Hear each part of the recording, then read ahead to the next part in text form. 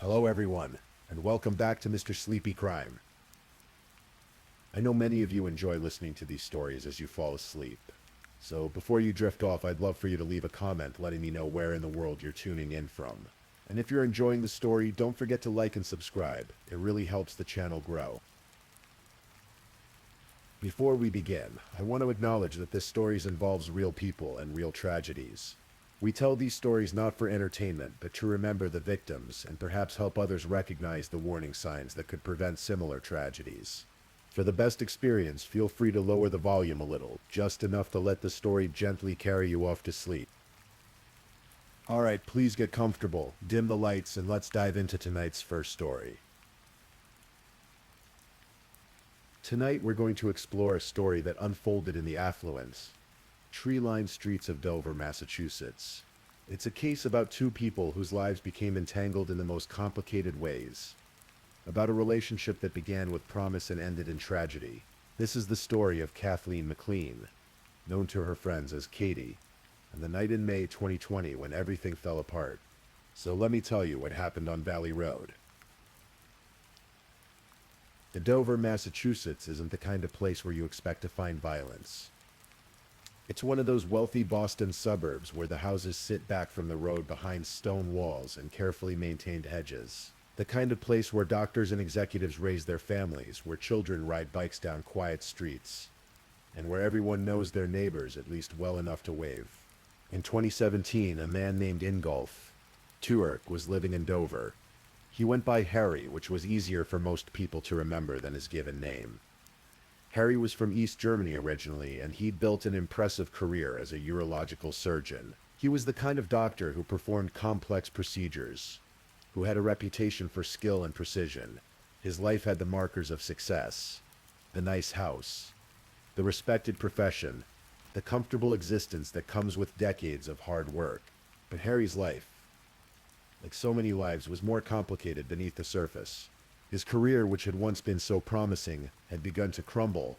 There were problems with billing, allegations that he'd submitted false claims to insurance companies, the kind of thing that follows a doctor around, that taints a reputation built over years. By the time he met Katie McLean, Harry was in his late 50s, and perhaps he was looking for something to fill the spaces that had opened up in his life. Katie McLean was different from Harry in almost every way. She was 43 when they met, vibrant and spiritual, someone who believed in alternative healing and natural wellness. She ran a business called Birch Tree Energy and Healing, offering Reiki and other holistic therapies to clients who sought something beyond conventional medicine. Where Harry's world was clinical and precise, Katie's was intuitive and flowing. Where he dealt in science, she dealt in energy. They met online in November 2017. It's strange to think about now, knowing how it all ended. But they must have seen something in each other in those early days. Maybe Katie saw someone successful and stable, someone who could provide security. Maybe Harry saw someone warm and spontaneous, someone who could bring lightness into his increasingly heavy world. Whatever drew them together, they began dating, and for 2 years they tried to make it work. The relationship was passionate. That's what people said who knew them. Passionate, but volatile. There were good times. Surely, moments when they connected and felt like they'd found something real. But there were also arguments, tensions that seemed to build and release like pressure in a valve. They came from different worlds, had different ways of seeing things, and those differences created friction. In December 2019, Harry and Katie did something impulsive. They went to Las Vegas, and in a drive-through chapel, the kind you see in movies. They got married. It was spontaneous, maybe even romantic in its own reckless way. But almost as soon as they'd said their vows, doubts began to creep in. Harry would later testify that he wanted a divorce almost immediately. He said he met with an attorney soon after the wedding, that he knew he'd made a mistake. But Katie, it seems, had different feelings. To her, the marriage meant something. It was a commitment, a promise, and she wasn't ready to let it go so easily. They lived together in the house on Valley Road, a blended family situation with children from their previous relationships coming and going. It was crowded and complicated, the kind of domestic arrangement that requires patience and flexibility, and those were qualities that seemed to be in short supply between Harry and Katie. By early 2020, the cracks in their marriage had become canyons. The arguments grew more frequent, more intense. Katie took out a restraining order against Harry, forcing him to move out of the house they shared. It was a dramatic step, the kind of thing that happens when someone feels unsafe, when words and threats have crossed a line into something darker. For a while they lived apart. Harry stayed elsewhere, and Katie had the house to herself. Maybe there was relief in the separation, space to breathe and think. But then the world changed in ways none of us expected. March 2020 brought the COVID-19 pandemic. And suddenly everything was different. The world shut down, people retreated into their homes, and isolation became mandatory. It was a strange, unsettling time, when the rules of daily life were suspended, and people had to figure out how to exist in this new reality.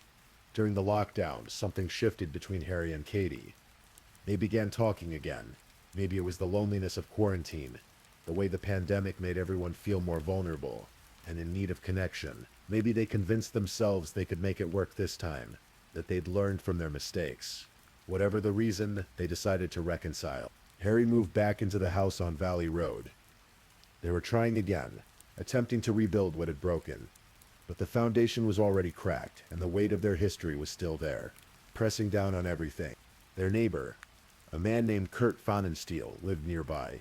He would later testify about the relationship between Harry and Katie, about text messages that suggested Katie had formed a flirtatious connection with him. The messages were racy, suggestive, the kind of communication that blurs the line between friendly and something more. Whether anything physical happened between Katie and the neighbor isn't clear, but the emotional connection was there, evident in the words they exchanged. Harry knew about these messages, or at least suspected something. It was another layer of complication, another source of tension in a relationship that was already straining under its own weight. Katie's friend Vanessa Pettigrew watched the relationship from the outside, seeing the ups and downs, the reconciliations and arguments. She would later describe the timeline to the jury, painting a picture of two people caught in a cycle they couldn't seem to break. May 14, 2020 was a Thursday. It was spring in Massachusetts, that time of year when winter finally releases its grip and the world starts to feel alive again. But inside the house on Valley Road, something dark was building. Harry and Katie had been drinking that evening. They both had quite a bit of alcohol, the kind of drinking that lowers inhibitions and brings simmering tensions to a boil. They were in their bedroom when the argument started. What exactly they were fighting about, we'll never know for certain. Harry would later say it was about their relationship, about whether they should stay together or finally call it quits. Maybe it was about the neighbor, about those text messages. Maybe it was about money or the house, or one of the 1,000 other things couples fight about, when the real issue is that they simply don't work together anymore. The argument escalated. Voices rose. Things were said that couldn't be taken back.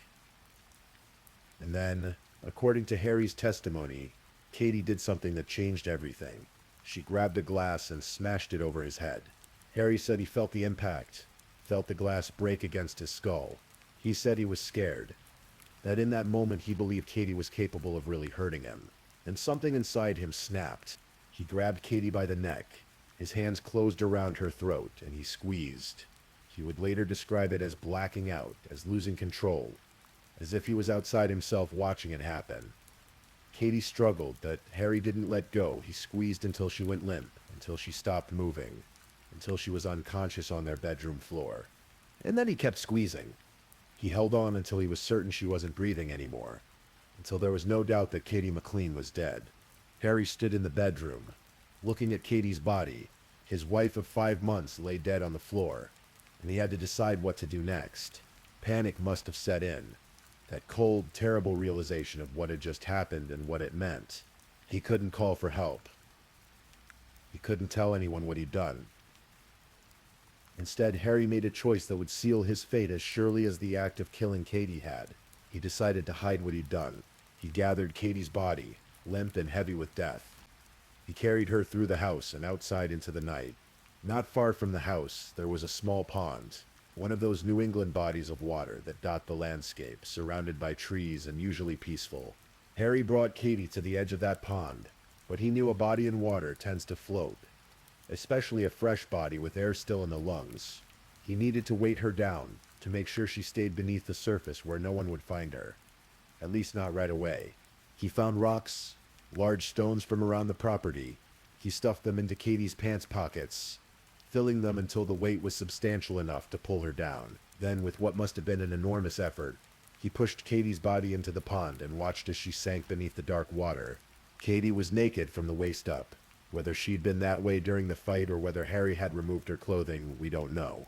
But that's how she went into the water, weighted down with stones, disappearing into the murky depths. Harry left the pond and returned to the house.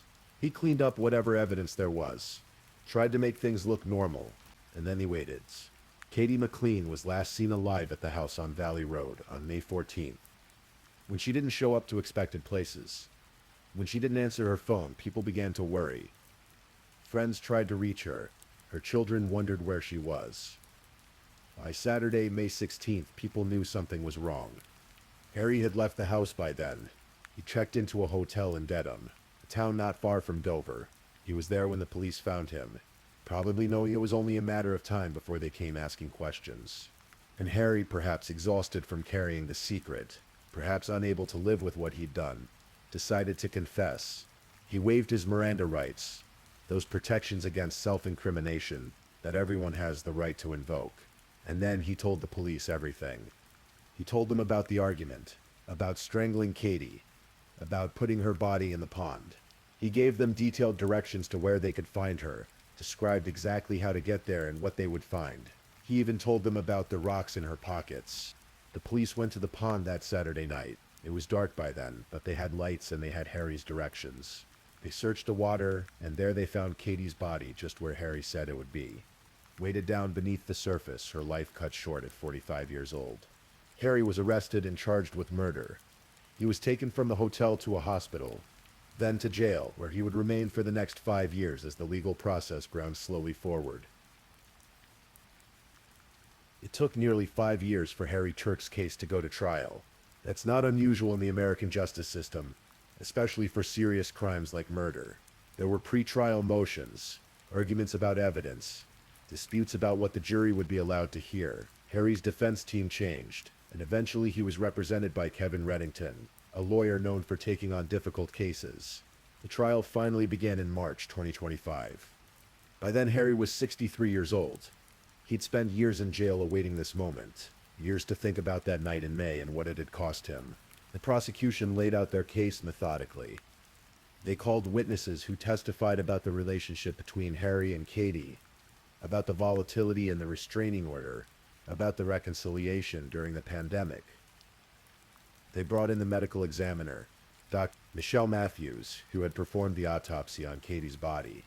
Dr. Matthews testified about the cause of death. She told the jury that Katie had died from strangulation, that the evidence on her body was clear and unmistakable. The prosecution argued this was murder, plain and simple, that Harry had deliberately killed his wife in their home. But Harry's defense team told a different story. They didn't deny that Harry had killed Katie. That would have been impossible given his confession. Instead, they argued it was voluntary manslaughter, not murder. They said it happened in the heat of the moment during a fight that spiraled out of control, that Harry didn't plan to kill Katie. He just snapped. On April 9th, 2025, Harry took the stand in his own defense. It was a risky move. Defendants don't have to testify, and doing so opens them up to cross-examination. But Harry and his lawyers must have felt it was necessary for the jury to hear directly from him. Harry sat in the witness box and recounted the night of May 14th. He described the argument, the drinking, the way things escalated. He told the jury about Katie hitting him with the glass, about feeling scared and threatened. He said the words that would become central to his defense.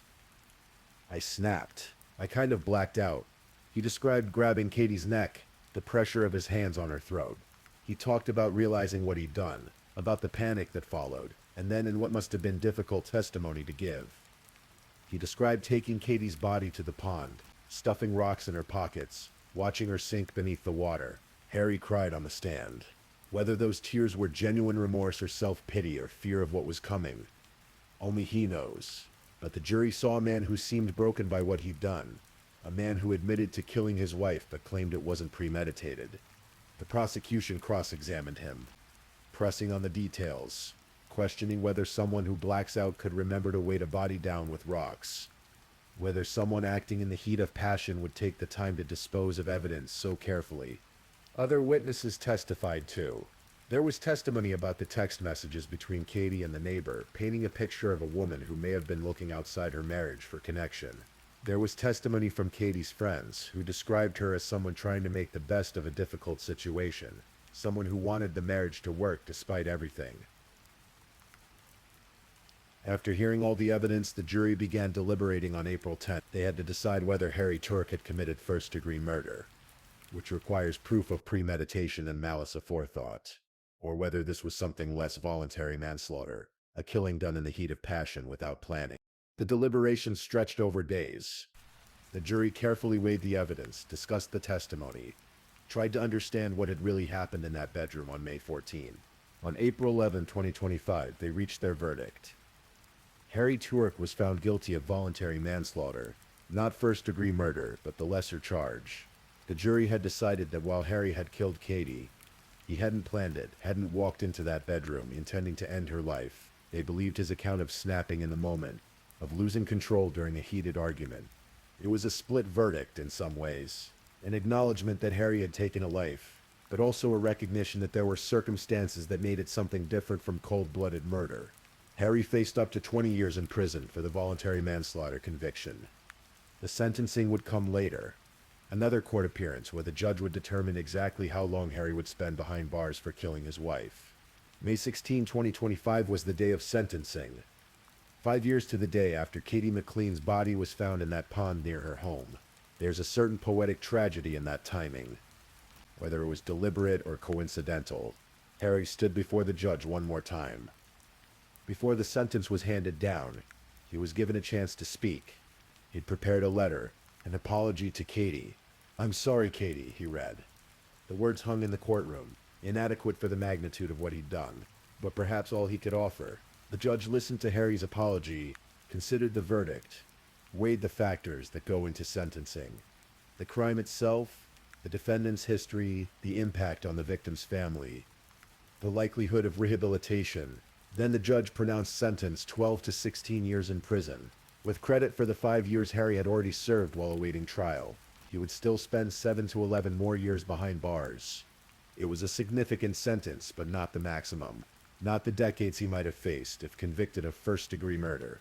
Harry was led from the courtroom back to prison, where he would spend the foreseeable future paying for the night he wrapped his hands around Katie's throat. Katie McLean is buried now, her body recovered from that pond and given a proper farewell. She left behind children who have to live with the knowledge of how their mother died, friends who remember her warmth and her spirit, a business that closed when she disappeared. The house on Valley Road still stands, though the people who live there now probably don't know about the violence that occurred within those walls. The pond is still there too, peaceful and ordinary, giving no hint of the dark purpose it served. One spring night, Harry Turk sits in prison, living with what he's done, whether he finds redemption or peace, whether he truly understands the weight of taking another person's life. We can't know. He has years ahead of him to contemplate that question. The case raises uncomfortable questions about relationships and violence, about what happens when two people who don't belong together refuse to let go, about the role alcohol and anger play in tragedy. It asks us to think about control and fear, about the split second when someone makes an irreversible choice. Was Harry a man pushed beyond his limits? Someone who truly blacked out in a moment of panic? Or was there something darker at work? A willingness to solve a problem with violence? To silence an argument permanently? The jury decided it was somewhere in between. Not planned, but not excusable either.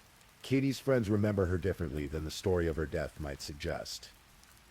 They remember her laugh, her belief in healing and positive energy, her efforts to build something meaningful with her business. They remember someone who deserved more than she got, who should still be alive, practicing her Reiki, seeing her children, living the life that was stolen from her on a May night in 2020. The criminal case is closed now, the verdict rendered, the sentence imposed. But for Katie's family, the case will never be closed. They carry the loss every day, the absence of someone they loved, the knowledge that she died violently at the hands of the man who promised to love her. And so we come to the end of this story, to the quiet that falls after tragedy. The legal system has done what it does: investigated, prosecuted, judged, and sentenced. Justice, in its imperfect way, has been served. But justice doesn't bring Katie back. It doesn't undo that night, doesn't erase the fear she must have felt as Harry's hands closed around her throat, doesn't restore the years she should have had. True crime stories fascinate us because they reveal something about human nature, about the capacity we all have for violence under the right circumstances. They make us wonder what we would do, how we would react, whether we could ever cross that line from anger to action.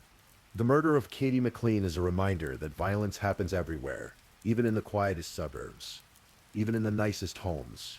It happens between people who once loved each other, or thought they did.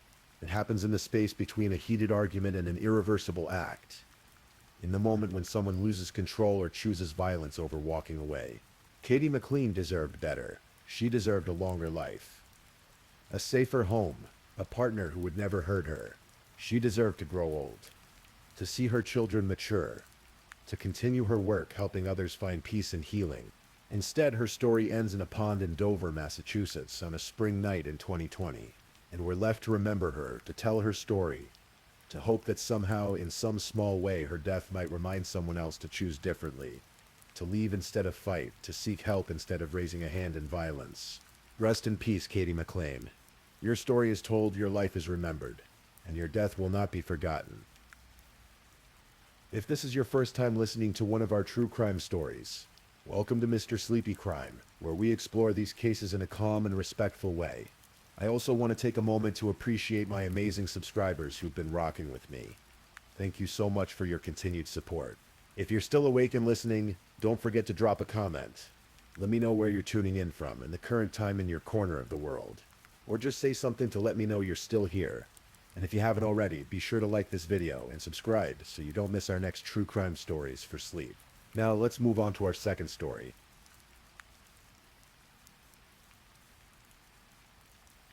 Story 2. Tonight I want to tell you about a case that takes place on the open water, where the line between truth and lies becomes as blurred as the horizon at dusk. It's a story about a honeymoon that should have been the beginning of a beautiful life together, but instead became the tragic end of one woman's dreams. This is the story of Isabella Hellman. Before we get to that fateful night in May 2017, let me tell you about Isabella. She wasn't just another victim in a true crime story. She was a real person with ambitions, dreams, and a life she'd carefully built for herself. Isabella was born in Cuba, and like many who leave their homeland seeking better opportunities, she came to the United States with hope in her heart. She worked hard to establish herself, eventually becoming a naturalized citizen and building a career in real estate in South Florida. Those who knew her described her as warm, vibrant, and deeply connected to her family. She had that combination of determination and kindness that made people naturally gravitate toward her. By her early 30s, Isabella had achieved what many would consider success. She owned her own home in Delray Beach, Florida, worked as a real estate broker, and had built a stable, comfortable life. But like many of us, she wanted more than just professional success. She wanted love, partnership, and family. That's where Louis Bennett entered her life. Louis Bennett was, on paper at least, an interesting match for Isabella. He was a dual citizen of Australia and the United Kingdom, and he had something that might have seemed romantic and exciting. He was an experienced sailor, not just someone who liked to take boats out on weekends, but someone who had sailed across oceans, traveled from St. Martin all the way to Australia, and knew the water the way most of us know our daily commute. He was 41 years old when he met Isabella, a few years older than her, and he seemed worldly, adventurous, and different from the men she might have dated before. There was something appealing about a man who could navigate by the stars, who understood the language of the sea, who could promise adventures on the open water. They fell for each other relatively quickly. The relationship moved at the pace that sometimes happens when two people feel they've found what they've been looking for. Within a short time, they were engaged, and in early 2017, they got married. Isabella was starting the life she'd dreamed of. There was one more piece of joy that came quickly. Isabella discovered she was pregnant. By the time they started planning their honeymoon, she'd already given birth to their daughter, the little girl they named Amelia. Born in the summer of 2017, Emilia was just a few months old when her parents decided it was finally time to take that delayed honeymoon they'd been planning. In late April 2017, Louis and Isabella set out on what should have been an idyllic Caribbean sailing adventure. They would be traveling on Louis's catamaran, a vessel he'd named Surf into Summer. It was a 37 to 40-foot catamaran, the kind of boat that's perfect for island hopping and living out those sailing fantasies that so many of us harbor, but never act on. The plan was romantic in its simplicity. They would sail from port to port, visiting St. Martin, Puerto Rico, and Cuba. They'd have weeks together on the water, just the two of them, watching sunsets from the deck, swimming in turquoise waters, and enjoying the freedom that comes from being untethered from land. Little Amelia stayed behind with family. She was far too young for such a journey, and both parents knew she'd be safe and loved while they took this time to celebrate their marriage properly. The journey started well enough. They visited the planned destinations, and from the outside, everything seemed to be going according to plan. Isabella, despite having less sailing experience than her husband, was reportedly enjoying herself. She was learning about the boat, about navigation, about this world that Louis knew so well. By mid-May, they had reached Cuba, their final destination before making the journey back to Florida. On May 14, 2017, they departed from Cuban waters, pointing the catamaran north toward home. The weather was calm. The sea was manageable. It should have been a straightforward journey back to the Florida Keys. But something happened that night, something that would leave one person missing and another person scrambling to explain the inexplicable. According to Louis Bennett's account, the evening of May 14th started routinely. The sun set over the Caribbean, painting the sky in those shades of orange and pink that make people fall in love with sailing in the first place. The catamaran was making steady progress northward, southeast of the Florida Keys, in international waters. Louis told investigators that around 8 o'clock that evening, he was tired. He'd been managing the sailing for most of the day, and he wanted to rest. So he asked Isabella to take over the watch. He'd go below deck to the cabin, get some sleep, and she'd keep an eye on things up top. Now, here's where the first troubling details emerge. Louis Bennett was an experienced sailor. He had formal training in emergency procedures. He had crossed oceans. He knew the rules of safety at sea. Those unbreakable rules that every sailor learns and respects because they're the difference between life and death. One of those fundamental rules is this: if someone is on deck at night, especially someone with limited experience, they wear a life jacket. They wear a safety harness clipped to the boat. They have a personal locator device on them. These aren't suggestions, they're basic safety protocols. But according to prosecutors, Louis didn't require Isabella to wear any of these things. No life jacket. No harness, no personal locator. He left his wife, who had minimal sailing experience, alone on deck in the middle of the Caribbean Sea at night, with nothing to save her if something went wrong. So Louis went below deck, and Isabella stayed up top. According to Louis's timeline, he fell asleep. The boat rocked gently with the waves. Time passed, and then something woke him up. Louis said he jolted awake when he felt the catamaran hit something. It was a sudden impact. The kind that makes your heart race even before you're fully conscious. He scrambled out of the cabin and onto the deck. Isabella was gone. The deck was empty. Sea stretched out in every direction, dark and vast under the night sky. And his wife of 3 months, the mother of his infant daughter, had vanished. Now, let's think about what you or I might do in that situation. If you woke up and your spouse was missing from a boat in the middle of the ocean, what would be your first instinct? You'd probably scream their name.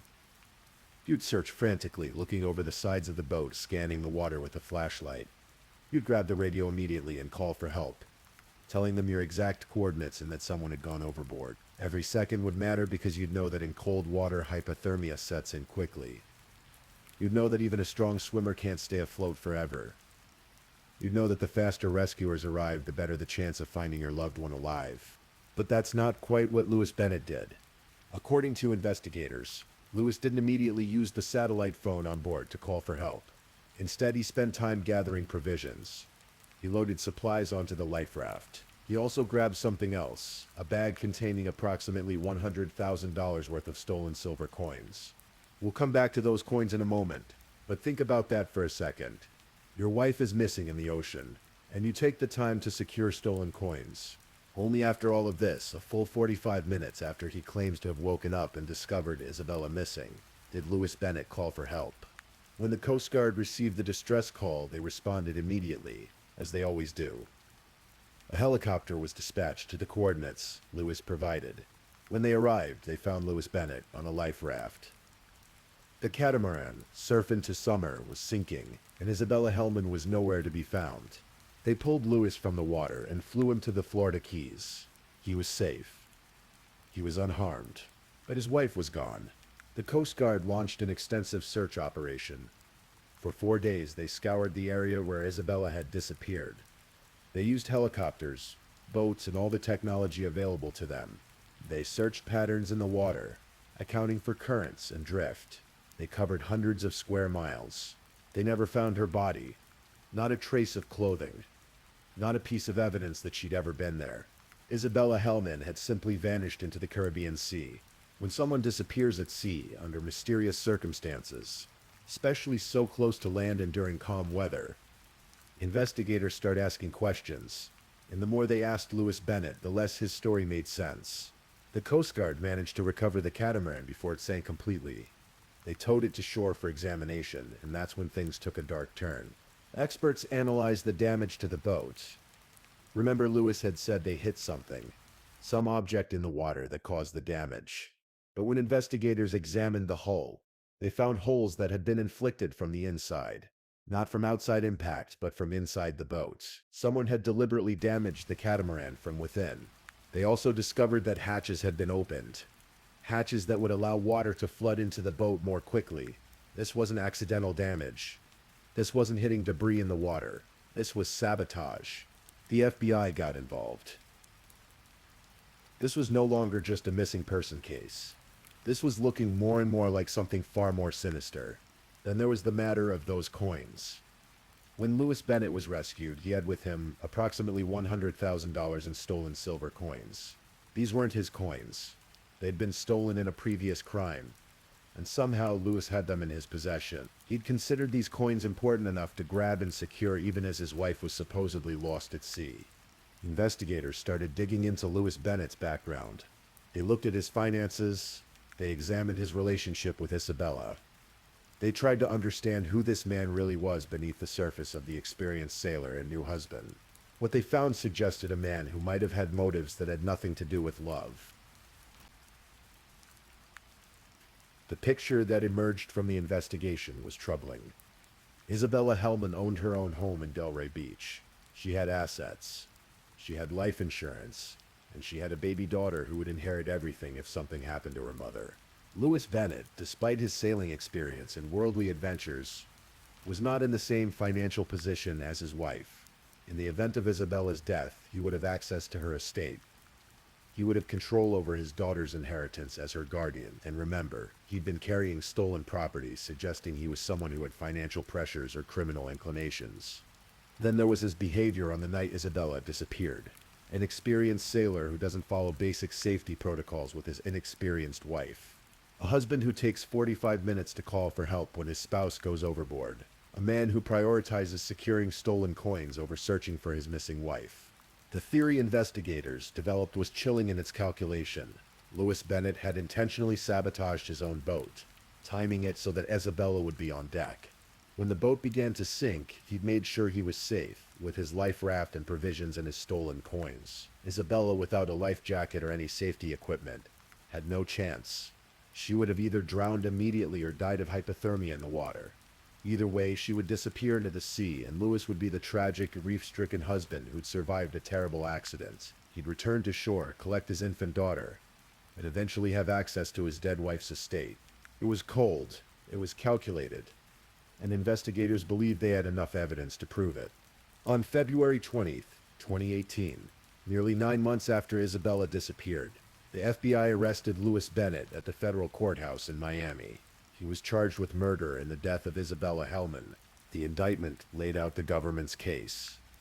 That Louis Bennett had knowingly created circumstances that would lead to his wife's death, that he deliberately sabotaged the boat, that he'd failed to provide basic safety equipment or take appropriate rescue measures, and that he'd done all of this with the intent to kill Isabella and benefit from her death. Louis Bennett pleaded not guilty. His defense attorneys argued that the government couldn't prove murder. There was no body. There was no direct evidence that Louis had physically harmed Isabella. Everything was circumstantial. Yes, he'd made poor decisions. Yes, he'd had stolen coins. Yes, he'd waited too long to call for help. But that didn't prove he'd murdered his wife. The case moved slowly through the court system, as these cases often do. Meanwhile, little Amelia was being raised by Louis's parents in Scotland. Isabella's family, devastated by their loss, wanted access to their granddaughter, but found themselves in a complicated legal situation. How do you claim custody of a child when the mother is missing, not legally dead, and the father is in jail, but not yet convicted? As is common in federal cases, prosecutors and defense attorneys eventually began plea negotiations. The government had a circumstantial case, and while they believed it was strong, there's always risk in taking a murder case to trial when there's no body and no direct evidence of killing. Louis Bennett was facing life in prison if convicted of murder. But if he pleaded guilty to a lesser charge, he might see freedom again while his daughter was still young. In November 2018, Louis Bennett accepted a plea deal. He would plead guilty to involuntary manslaughter in the death of Isabella Hellman. He would also plead guilty to transporting the stolen coins. The plea to involuntary manslaughter was significant. It meant Bennett was admitting that his actions had caused Isabella's death, even if he wasn't admitting to intentional murder. The legal language stated that Hellman's death occurred as a result of Bennett's knowledge of circumstances that existed that could have reasonably enabled him to foresee threat to life. In other words, he knew the situation was dangerous. He knew Isabella wasn't equipped to handle an emergency. He knew he wasn't following basic safety protocols. And because of his knowing neglect of those safety measures, his wife died. By accepting this plea, Louis Bennett avoided a murder conviction but still faced significant prison time. The maximum sentence for involuntary manslaughter under federal law was 8 years. On May 28, 2019, Louis Bennett appeared before U.S. District Judge Federico Moreno in Miami for sentencing. Isabella's family was there. Louis's attorneys were there. And everyone wanted to hear what the judge would decide. Louis Bennett stood before the judge and did something he'd never really done before. He addressed Isabella's family directly and apologized. "I'm sorry for your loss," he said. "I'm sorry for what happened." But then he did what many defendants do at sentencing. He asked for leniency. He reminded the judge that he had a young daughter, Amelia, who was about to turn 3 years old. She was being raised by his parents in Scotland, and she needed her father. "If you may permit me to be with my daughter as soon as possible," Bennett said. "I want to bring her up in a manner that is respectful to my wife's wishes." It was a calculated appeal to sympathy. Here was a father who wanted to raise his daughter, to honor his dead wife's memory by being there for their child. His defense attorneys asked for a 7-year sentence, 1 year less than the maximum. But prosecutor Kurt Lunkenheimer painted a different picture. He reminded the judge that Louis Bennett did not search for her diligently enough, despite him being an experienced sailor. He emphasized that Bennett didn't use the satellite phone immediately, that he prioritized loading a life raft with provisions and stolen coins over searching for his wife, that he waited 45 minutes to call for help. Judge Federico Moreno listened to all of this, and when it came time to announce his decision, he didn't hesitate. He sentenced Louis Bennett to the maximum, 8 years in federal prison. "It's not because I expect that he will commit this crime again," Judge Moreno explained. "Sentencing is for punishment." The judge saw through the appeals to sympathy. Yes, Amelia needed a father, but Isabella Hellman had needed to live. She'd needed a husband who would protect her, who would follow basic safety protocols, who would search desperately for her if something went wrong. Instead, she got a husband whose actions, whether through murderous intent or criminally negligent indifference, led to her death in the dark waters of the Caribbean Sea. Louis Bennett was also sentenced to 3 years of supervised release after his prison term, and as part of the sentencing, he waived his right to appeal, meaning he couldn't later challenge the conviction or sentence. So what happened to everyone involved in this tragedy? Isabella Hellman's body was never recovered. In May 2019, just before Louis Bennett's sentencing, a Florida state judge officially declared Isabella dead. This was necessary to clear the way for Amelia to inherit her mother's estate. Isabella's home, her savings, her life insurance, everything she'd worked for would be held in trust for her daughter. Isabella's family, the Diaz family, made it clear they wanted to be part of Amelia's life. Through their attorney, Mitchell Kittrasser, they expressed hope that they could visit Amelia regularly in Scotland, that she would grow up knowing her mother's family. I think at this point, all we can do is hope that the visits will go forward. Kittrasser said, there will be a continuation of those, so that Amelia grows up knowing she has two families that love her. She's lost her mom, but that doesn't mean she's lost her mom's family. I think the ideal scenario would be to have both families participate in her life as she grows up, so that she has as many people in her life to support her as possible. It was a poignant statement acknowledging the reality that Amelia would grow up without her mother, but hoping she could at least know the people who loved Isabella. Louis Bennett served his time in federal prison. Under federal law, inmates typically serve about 85% of their sentence with good behavior, meaning he likely served around 6.5 to 7 years. He's probably been released by now, returned to Scotland or Australia, reunited with his daughter. But Amelia will grow up with questions. As she gets older, she'll want to know what happened to her mother. She'll probably search online and find the news articles, the court documents, the details of the case. She'll see her father's mugshot and read that he pleaded guilty to causing her mother's death. How do you process that? How do you reconcile loving a parent with knowing what they did? There are parts of this story we'll never know for certain. The question that haunts this case is simple. Was it murder or was it manslaughter? Did Louis Bennett plan to kill Isabella from the start? Was the entire honeymoon a setup? Did he deliberately wait until they were far from land in international waters to sabotage the boat and ensure his wife would drown? Or was it something less premeditated but equally culpable? Maybe he didn't plan murder, but he created an incredibly dangerous situation through reckless indifference. Maybe he thought he could stage an accident, collect insurance money, and no one would ask too many questions. Maybe it was about money, not murder, but the result was the same. The government initially charged him with murder, suggesting they believed it was intentional, but they accepted a plea to involuntary manslaughter, which suggests either their evidence wasn't quite strong enough, or they wanted to secure a conviction without the risk of trial. Louis Bennett himself has never fully explained what happened that night. He's never told Isabella's family exactly what occurred. He apologized, but apologies without truth feel hollow.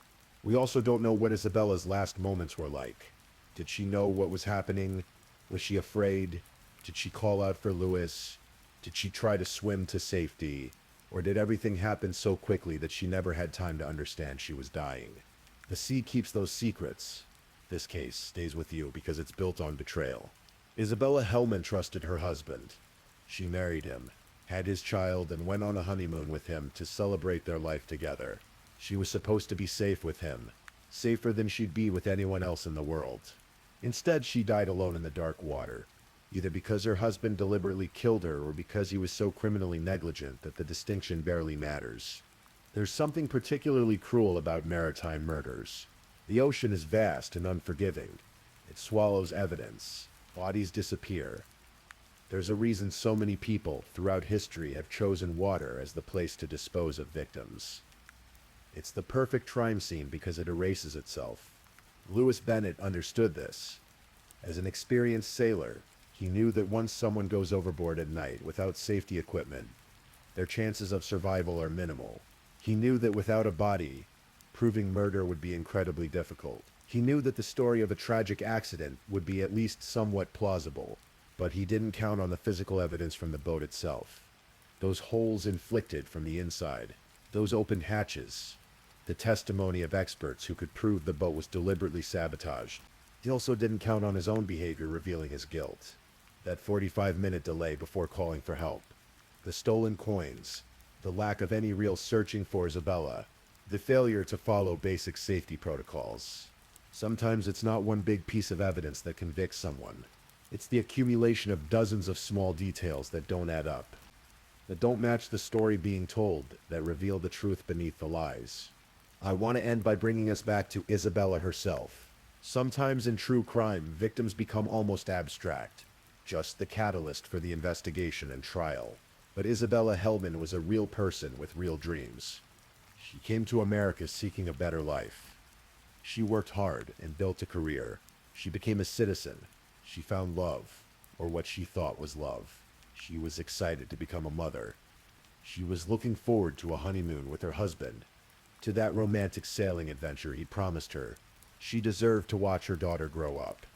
She deserved to see Amelia's first day of school, to teach her about her Cuban heritage, to be there for all the moments mothers treasure. She deserved to grow old, to see grandchildren, to look back on a long, full life. Instead, she got 3 months of marriage, and a death in the Caribbean Sea at 34 years old. Her family will never have closure because they don't have a body to bury. They don't have a grave to visit. They have an empty space where Isabella should be, and the knowledge that the man she trusted most in the world was responsible for her death. And little Amelia, who never got to know her mother, will carry this story with her for the rest of her life. She'll see pictures of Isabella and wonder what her mother's voice sounded like, what advice she might have given, what it would have been like to grow up with her. That's what Louis Bennett took when he let Isabella drown in the dark water. He didn't just take her life, he took her future. And he took Amelia's chance to know her mother. The case of Isabella Hellman reminds us that danger can come from the people we trust most. We trust our partners with our lives. Literally, in some cases, we assume that the person who vowed to love and protect us will actually do those things. But sometimes that trust is misplaced. Sometimes the person sleeping next to us is capable of terrible things. Sometimes love is a mask, worn by someone with darker motivation. Isabella Hellman learned this lesson too late, alone on a boat in the middle of the Caribbean, with a husband who valued stolen coins more than her life. Her story ended in the water, but her memory lives on in her daughter, in her family, and in the cautionary tale her case has become. May she rest in peace in whatever part of the ocean became her final resting place. Please, if you're still awake, drop a candle. I want to see who's still with me. Also, don't forget to tell me where you're listening from, the time in your corner of the world, and maybe share one thing you've learned from tonight's stories. Meanwhile, let's move on to our third story. Story 3. There are moments in life when everything seems to align perfectly, when the small coastal town you call home feels like paradise, when your career helping others brings you genuine fulfillment, and when the people around you seem trustworthy and kind. For Diana Duve, the summer of 2013 appeared to be one of those perfect moments. But sometimes the most dangerous deceptions wear the most charming masks. This is the story of Diana Duve, the young woman whose compassion and dedication to helping others was met with betrayal in the cruelest possible way. It's a story about how appearances can deceive, how warning signs can be ignored, and how a seemingly ordinary night out would end in tragedy that would shake a quiet Florida community to its core. Diana Duve wasn't born in America. She came from Moldova, a small Eastern European country nestled between Romania and Ukraine. Like many immigrants before her, Diana came to the United States seeking opportunity and a better life. She settled in Vero Beach, Florida, a picturesque coastal town on Florida's Treasure Coast, known for its pristine beaches, quiet neighborhoods, and tight-knit community feel. By 2013, Diana had accomplished something remarkable. At just 26 years old, she had earned her nursing degree and was working at a nearby hospital, specializing in cancer care. This wasn't just a job for Diana. Those who knew her understood that she had found her calling. Working with cancer patients requires a special kind of person, someone with patience, empathy, and an ability to provide comfort in the darkest moments. Diana possessed all of these qualities in abundance. Her colleagues remember her as someone who genuinely cared about her patients, who would spend extra time at bedsides, who would hold hands and offer words of encouragement even on her most exhausting shifts. In a profession that can lead to burnout and emotional fatigue, Diana seemed to find energy in helping others. She had that rare combination of professional competence and genuine human warmth that made her not just a good nurse, but an exceptional one. Outside of work, Diana was known for her friendly demeanor and her ability to light up a room when she walked in. She had built a life for herself in Vero Beach, far from her homeland, far from everything familiar. She had friends, she had a career she loved, and she had a future that seemed bright and full of promise. In the summer of 2013, Diana went to a local bar in Vero Beach, as many young professionals do, looking to unwind after a long shift. It was there that she met Michael David Jones, a man who seemed to embody everything a successful, respectable member of the community should be. Mike Jones, as he was known to everyone in town, was a familiar face around Vero Beach.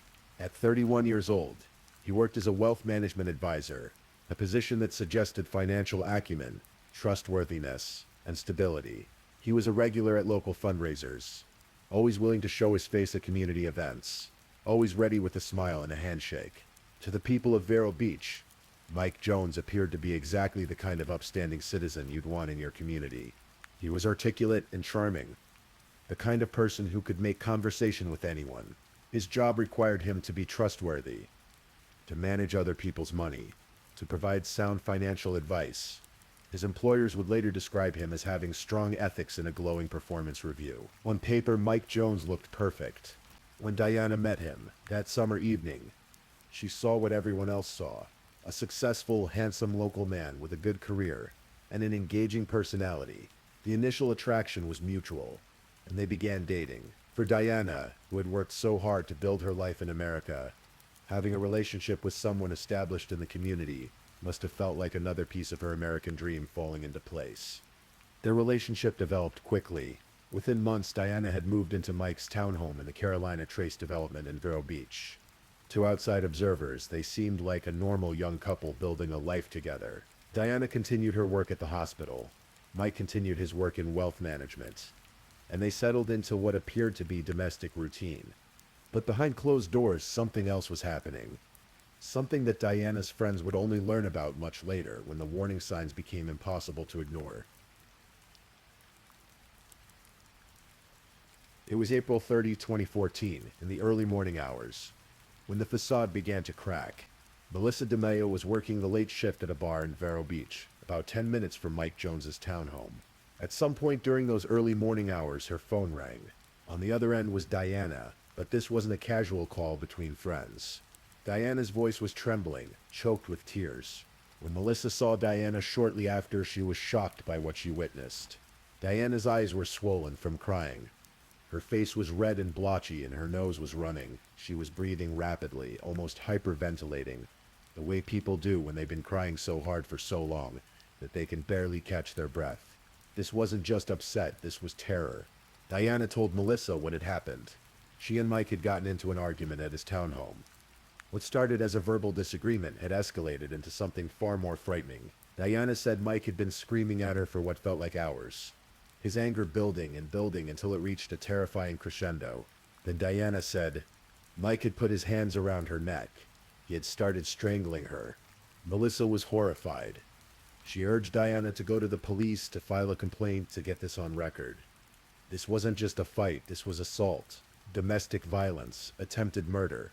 But Diana refused. Like so many victims of domestic violence before her, Diana made excuses. Maybe she thought it was a one-time thing. Maybe she thought Mike would change. Maybe she was afraid of what would happen if she reported him.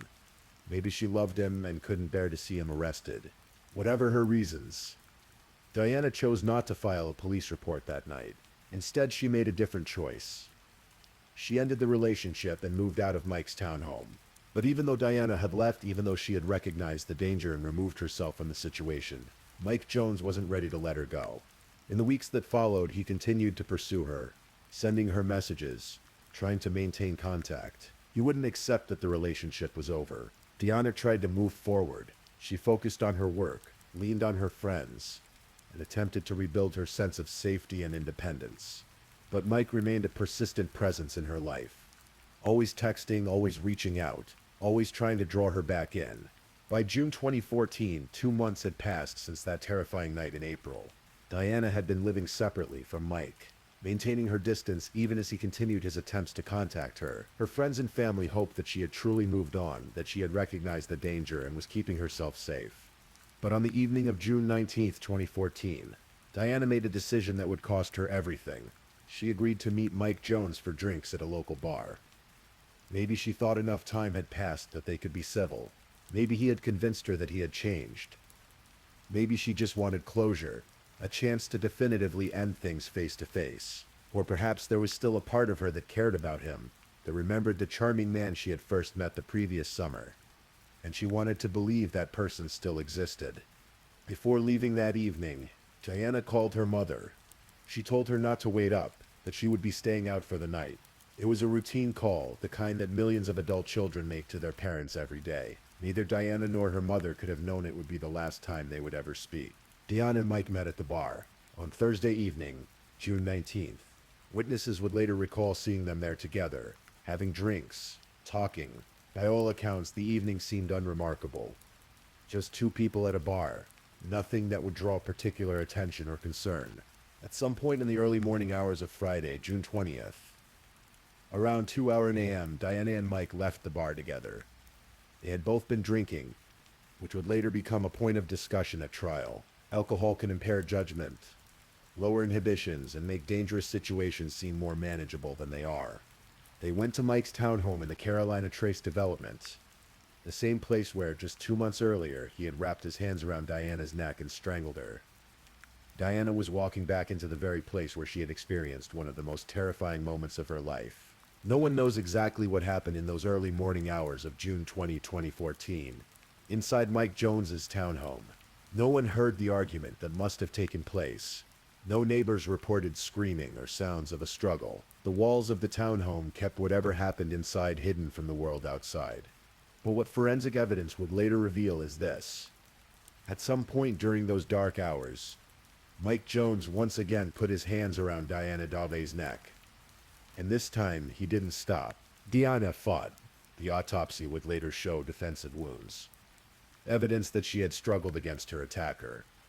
She had scratches, bruises, signs of blunt force trauma. But Mike Jones was stronger, and he was determined. He strangled Diana with his bare hands, cutting off her air supply, crushing her throat, until her body went still. 26-year-old Diana Dove, who had dedicated her life to healing and helping others, died on the floor of her ex-boyfriend's townhome in the early morning hours of June 20. After Diana was dead, Mike Jones was faced with a problem. He had a body in his townhome, and he needed to dispose of it quickly and quietly.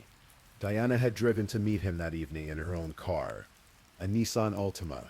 That car was now parked outside Mike's townhome, a detail that would later prove crucial to investigators. Mike made a calculated decision about what to do next. He carried Diana's body to her car, which was still parked in his garage. Forensic investigators would later find small droplets of blood near the threshold of his garage door, evidence of this transfer. He placed her body in the trunk of her own vehicle, folding her into that dark, confined space. Then, with Diana's corpse in the trunk, Mike Jones got into the driver's seat of her car and began to drive. He drove north from Vero Beach, traveling roughly 35 miles up the coast to the neighboring city of Melbourne. His destination was a Publix supermarket, a chain grocery store common throughout Florida. At the Publix parking lot on Old Galley Boulevard in Melbourne, Mike parked Diana's Nissan Altima in a space among the other vehicles. The lot would be busy during the day, with shoppers coming and going, just another car among many. He left Diana's body locked in the trunk, abandoned the vehicle, and walked away. How Mike Jones got back to Vero Beach from Melbourne, whether he called someone for a ride, took a cab, or had planned his transportation in advance, remains part of the puzzle. But by the time the sun rose on Friday, June 20th, Mike was back in Vero Beach, and Diana's car, with her body inside, sat in that parking lot 35 miles away. Mike then began to establish what he thought would be his alibi. He started making calls, sending messages, and behaving as though nothing had happened, as though Diana had simply left his place the night before, and he had no idea where she had gone. When Diana didn't show up for her shifts at the hospital, people started to worry. This wasn't like her. Diana was reliable, dedicated, and she wouldn't just disappear without explanation. Her friends tried calling her phone, but there was no answer. Her mother, who had spoken to her the previous Thursday evening, became increasingly frantic. By June 21st, Diana's friends and family knew something was seriously wrong. They contacted the Vero Beach Police Department to report her missing. Detective Keith Harrelson was among those assigned to the case. Missing person cases are always urgent, but certain factors made this one particularly concerning. Diana was a responsible adult with a steady job and close family ties. She wasn't the type to just take off. And when investigators learned that she had last been seen with her ex-boyfriend Mike Jones, a man who had allegedly strangled her just 2 months earlier, alarm bells started ringing. Detectives immediately focused on Mike Jones. They brought him in for questioning, wanting to know what had happened the night Diana disappeared. Mike's story was simple. Yes, they had gone to the bar together. Yes, they had gone back to his place afterward, but then he claimed Diana had left in the early morning hours. He said she had driven away in her car, and he hadn't seen her since. He had no idea where she was, but investigators weren't convinced. Something about Mike's demeanor, his story, the timeline, felt off. They began working quickly to piece together what had really happened.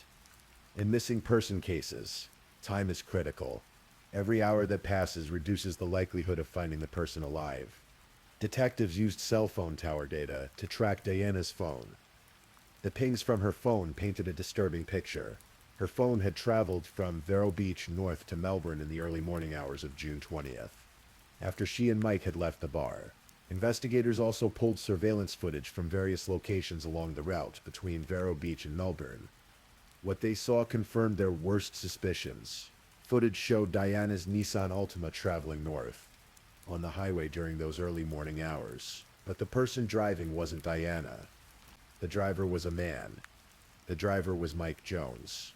Armed with this information, detectives expanded their search to Melbourne. If Diana's car had traveled there, that's where they needed to look. They checked parking lots, side streets, anywhere the vehicle might have been abandoned. On June 23rd, 3 days after Diana was last seen alive, investigators found her Nissan Altima in the Publix parking lot on Egali Boulevard in Melbourne, exactly where Mike Jones had left it. The car had been sitting there for days, just another vehicle in a busy shopping center lot. Detective Keith Harrelson was among the officers who approached the vehicle. They looked through the windows first, seeing nothing unusual in the passenger compartment. But they knew they needed to check the trunk. When they opened the trunk of Diana's car, they found what they had feared they would find. Diana Dew was there, her body curled in that confined space where Mike Jones had placed her 3 days earlier. She had been dead the entire time her friends and family had been desperately searching for her, hoping she would come home safely. Detective Harrelson would later say that there are certain things in this job you can't unsee. The image of Diana's body in that trunk was surely one of them. On June 23th, 2014, the same day Diana's body was discovered, Michael David Jones was arrested. He was initially held on charges related to lying to investigators and providing false information during a missing person investigation. But everyone knew what was coming. The medical examiner performed an autopsy on Diana's body. The findings confirmed what investigators already suspected. Diana Dubite had died from manual strangulation. Mike Jones had used his bare hands to choke the life out of her. The autopsy also revealed secondary blunt force injuries, consistent with the struggle, and the defensive wounds showed that Diana had fought desperately to survive. On June 25, 2014, just 2 days after Diana's body was found, Mike Jones was formally charged with first-degree premeditated murder. In August of that year, a grand jury indicted him on the same charge, but justice moved slowly. Diana's family would have to wait more than 5 years before the case went to trial. During that time, Mike Jones's defense attorneys worked on their strategy. They knew the evidence was damning. The cell phone data, the surveillance footage, the forensic evidence from the garage, the victim's own previous statements about being strangled. They would have to fight hard against all of it. In October 2019, more than 5 years after Diana's death, the trial of Michael David Jones finally began in Indian River County. The courtroom was packed with Diana's family, friends, and members of the Vero Beach community who had been shocked by the crime. Mike Jones sat at the defense table, dressed in a dark suit and blue tie, wearing glasses, flanked by his team of attorneys. He looked nothing like a violent killer. He looked like what he had been, a respectable businessman, someone you might sit next to at a fundraiser or meet at a networking event. That was part of what made this case so chilling. Evil doesn't always look like what we expect. The prosecution, led by Thomas Bakadal, laid out their case methodically. They started with the April 30, 2014 incident, calling 4 witnesses to testify about that night when Diana had shown up at the bar, hyperventilating and crying, telling her friend Melissa DeMeo that Mike had strangled her. The defense objected strenuously to the admission of this evidence, arguing that it was prejudicial and shouldn't be allowed. But the judge ruled that it was relevant to show premeditation and intent. Mike Jones had tried to strangle Diana once before. When he did it again, it wasn't a crime of passion or an accident. He knew exactly what he was doing. Eric Corrigan, a former neighbor, testified that he had called 911 to report a potential domestic disturbance coming from Mike's townhome around the time of the April incident. The walls had been thin enough that the violence inside couldn't be completely hidden.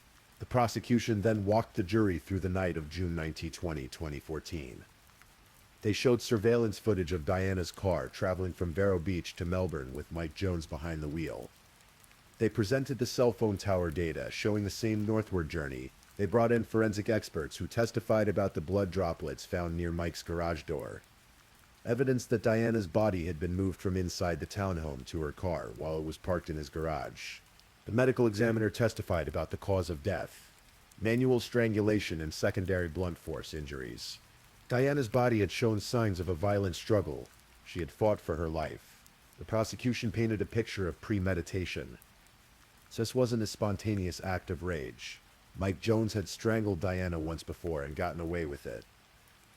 When she came to his townhome that night in June, he saw another opportunity. After killing her, he had methodically covered his tracks, driving her body 35 miles away, abandoning her car in a public parking lot, and then returning to Vero Beach to establish his alibi.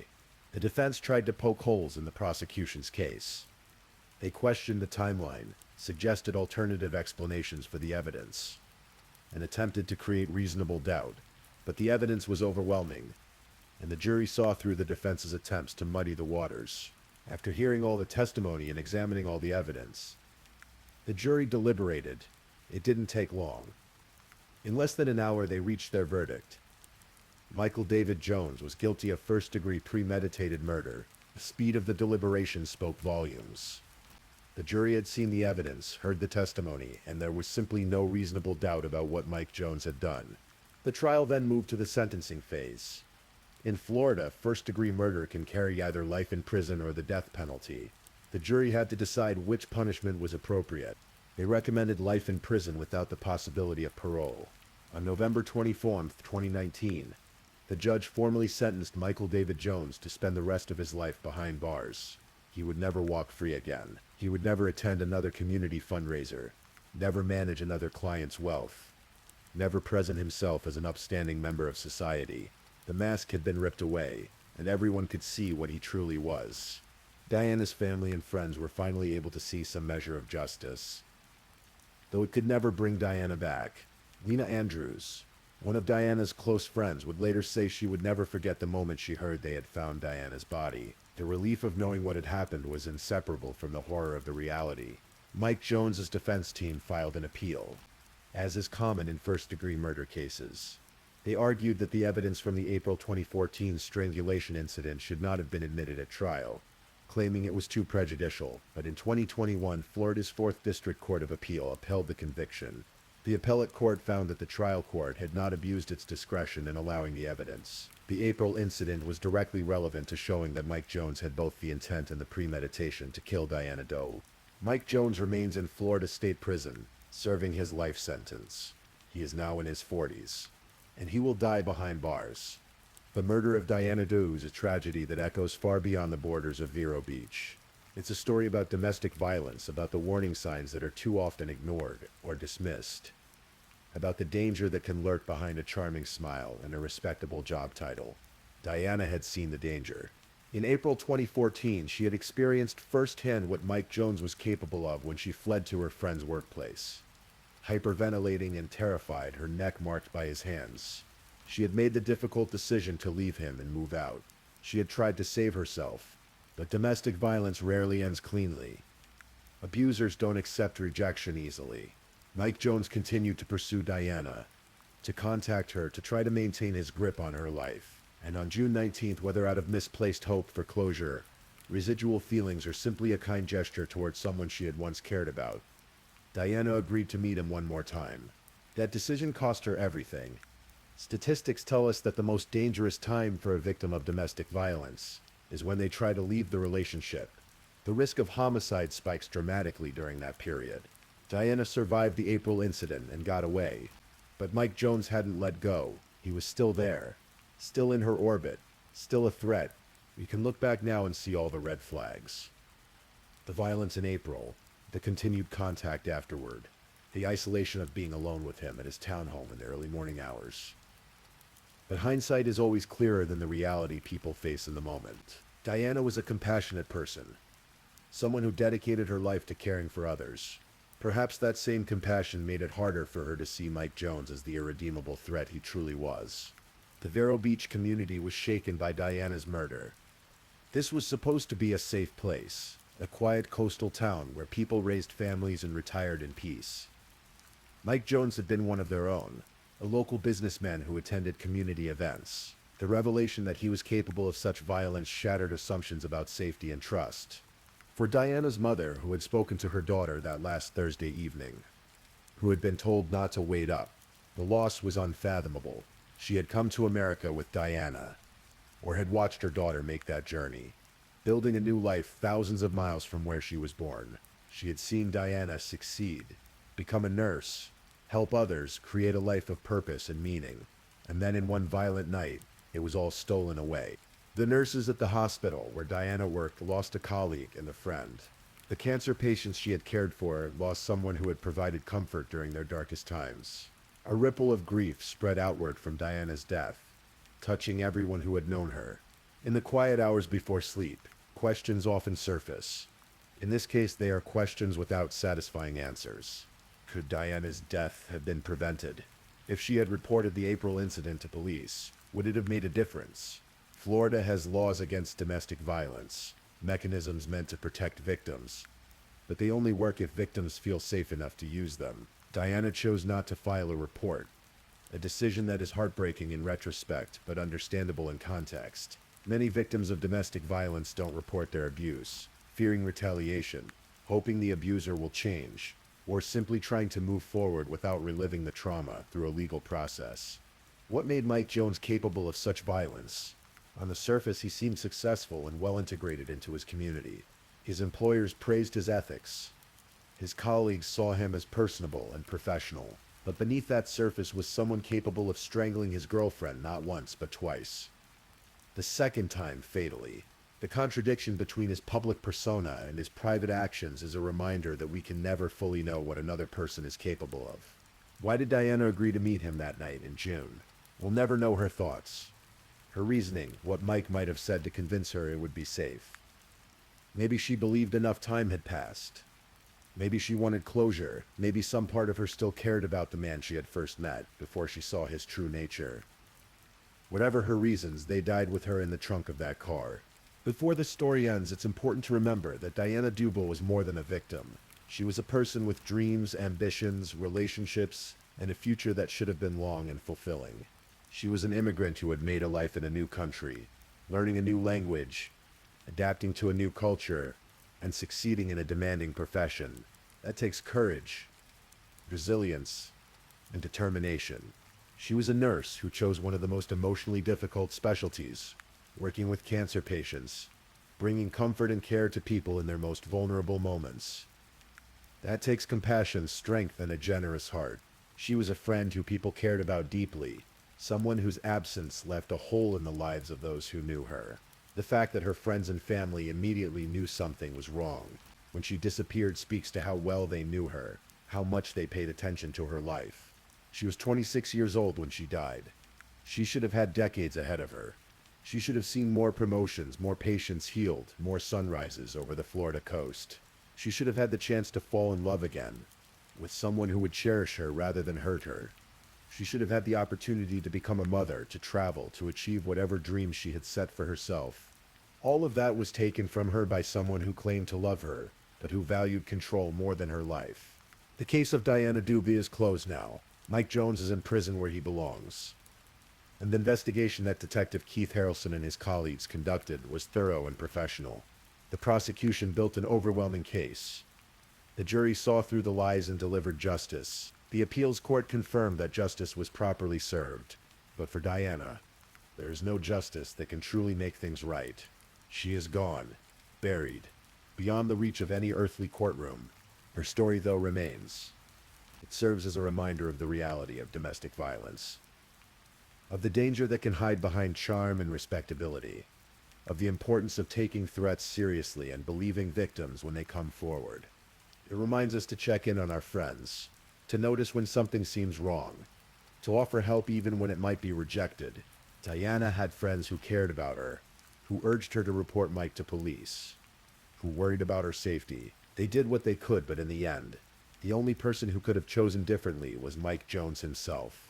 And so, as this story comes to its end, as the darkness of night surrounds you and sleep begins to pull you under, remember Diana Duvay. Remember her compassion, her dedication, her courage in building a life far from home. Remember that behind every true crime story is a real person, whose life mattered, whose absence is felt, whose story deserves to be told. The waves still roll onto the beaches of Vero Beach. The hospital where Diana worked still cares for cancer patients, though her hands no longer provide that care. Life goes on, as it always does, even after tragedy. But Diana's memory persists, carried forward by those who loved her, honored in the telling of her story, a reminder that every life has value and that violence against women is never acceptable. So if you're still awake, I'd like to know which of tonight's stories gave you chills the most. Was it the first story, the second, or the third? Meanwhile, let's move on to our fourth story. Story 4.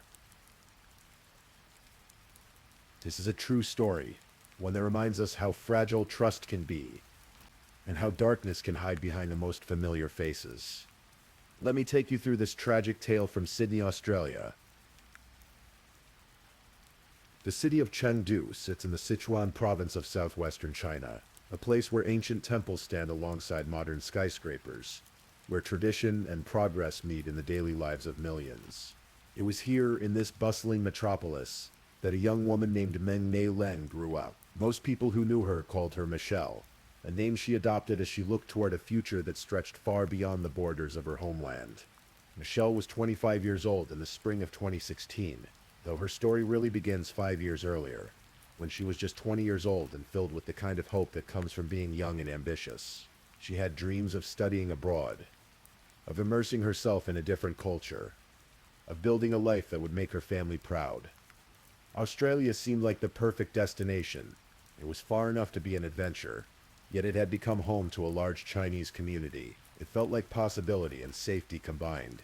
But Michelle's path to pursuing her dreams was marked by tragedy long before she ever stepped foot in Australia. Her father had died in an earthquake, one of those sudden, devastating natural disasters that reshape families forever. After his death, Michelle's mother, Mei Zhang, poured all her love and attention into her daughter. Michelle became everything to her. They were close in the way that mothers and daughters sometimes become when loss has taught them how precious time together really is. They talked about everything, laughed together. They made plans together. When Michelle expressed her desire to study in Australia, Mei Zhang supported her, though it must have been difficult to imagine her only child living on the other side of the world. But what parent doesn't want their child to have every opportunity? What mother doesn't encourage her daughter to chase her dreams? In 2011, Michelle Lang left China and arrived in Sydney. She was enrolled to study at the University of Technology, Sydney, a respected institution where international students came from all corners of the globe to pursue their education. Michelle was diligent, focused, the kind of student who took her responsibilities seriously. She wasn't in Australia to party or coast through her classes. She was there to build a future. But even the most independent young person needs somewhere to live, needs people they can rely on when they're far from home. This is where Michelle's aunt came into the picture. Michelle's aunt was married and lived in Campsie, a suburb in western Sydney known for its large Asian population. The streets there were lined with restaurants serving authentic Chinese cuisine, markets selling familiar ingredients, signs written in Mandarin and Cantonese. For someone far from home, it offered a taste of familiarity. Michelle's mother believed her daughter would be safe there. After all, she would be living with family. Her aunt was there to look after her, to provide guidance, to offer the kind of support that comes from shared blood and shared history. It seemed like the perfect arrangement. Michelle would have a place to stay, and she'd be surrounded by family who cared about her well-being. The apartment in Campsie became Michelle's Australian home. She shared the space with her aunt's husband, Derek Barrett, and their daughter, who was Michelle's cousin. The building itself was unremarkable, the kind of multi-level unit complex you'd find in any Australian suburb. People came and went, living their lives in separate apartments, occasionally crossing paths in the hallways or the car park. but mostly keeping to themselves in that way city dwellers often do. Derek Barrett was 28 years old, just 2 years younger than Michelle. He was described as portly, an IT worker, someone who should have been just another member of the extended family helping to look after a young relative far from home. On the surface, there was nothing remarkable about him. He went to work, came home, lived what appeared to be an ordinary life, but sometimes the most ordinary appearances hide the darkest secrets. Michelle had been living in the Campsie apartment for some time by April of 2016. She had graduated from university and was navigating that uncertain period that comes after finishing your studies, when you're trying to figure out what comes next, how to transform your education into a career, how to build the life you've been working toward. She maintained her close relationship with her mother back in China. They spoke regularly, sharing the small details of daily life that bind people together across vast distances. Mei Jiang must have felt reassured knowing her daughter was living with family, that she wasn't alone in a foreign country. But Michelle was being watched. Every movement she made within that apartment was being observed by someone she should have been able to trust completely. Derek Barrett had developed what can only be described as a sick obsession with his wife's niece. This wasn't a sudden development. This was something that had been growing, festering, building over time until the line between fantasy and action became dangerously thin. Barrett had begun recording Michelle without her knowledge or consent. He had set up a camera in the bathroom, hidden behind toiletries, positioned so that it would capture everything. Michelle would come in, undress, shower, completely unaware that she was being filmed. The videos would later be found on Barrett's phone, ranging in length from 30 seconds to 2 minutes. They showed Michelle in her most private moments, vulnerable and exposed, while the person who should have been protecting her was instead violating her in the most intrusive way possible. But the bathroom recordings were only part of Barrett's disturbing behavior. He also filmed himself masturbating over Michelle while she slept. Think about that for a moment. She was asleep in what should have been the safety of her own bedroom, in a home with family, and he was standing over her, filming himself, engaging in acts that transform a home into something sinister. In one video that was later discovered by police, Barrett appeared to be preparing a bath. He could be heard calling out to Michelle, and she was later filmed in that bath. The exact circumstances of how this came to be are unclear. But what is clear is that Barrett had found ways to manipulate situations, to create opportunities to film Michelle in various states of undress and vulnerability. These weren't spontaneous acts. This was calculated. This required planning, positioning cameras, ensuring he wouldn't be caught, finding moments when he could record without detection. It speaks to a level of premeditation that makes what happened next even more chilling. Michelle had no idea. She went about her daily life catching trains into the city, shopping on Pitt Street in Sydney CBD, tending to whatever responsibilities filled her days. She was photographed by CCTV cameras on one of these outings. Just a young woman moving through public spaces, completely unaware that she had only days left to live. There's something particularly haunting about those mundane CCTV images that would later be studied by police. Michelle in a shop, Michelle on a train platform, Michelle walking through a station, just ordinary moments that in retrospect become loaded with meaning. We look at them and think, she didn't know. How could she have known? April 2016, autumn in Sydney. When the temperatures start to cool and the light takes on that particular golden quality. Michelle's aunt had work commitments in Wollongong, a coastal city about 80 kilometers south of Sydney. She would be gone for 2 days. Michelle's cousin, the aunt's daughter, also lived in the apartment, but she was often downstairs in her own space, living her own life. This left Michelle alone with Derek Barrett for extended periods. And whatever restraint he had been exercising, whatever line he had been careful not to cross, despite his months of secret recordings, was about to be obliterated entirely.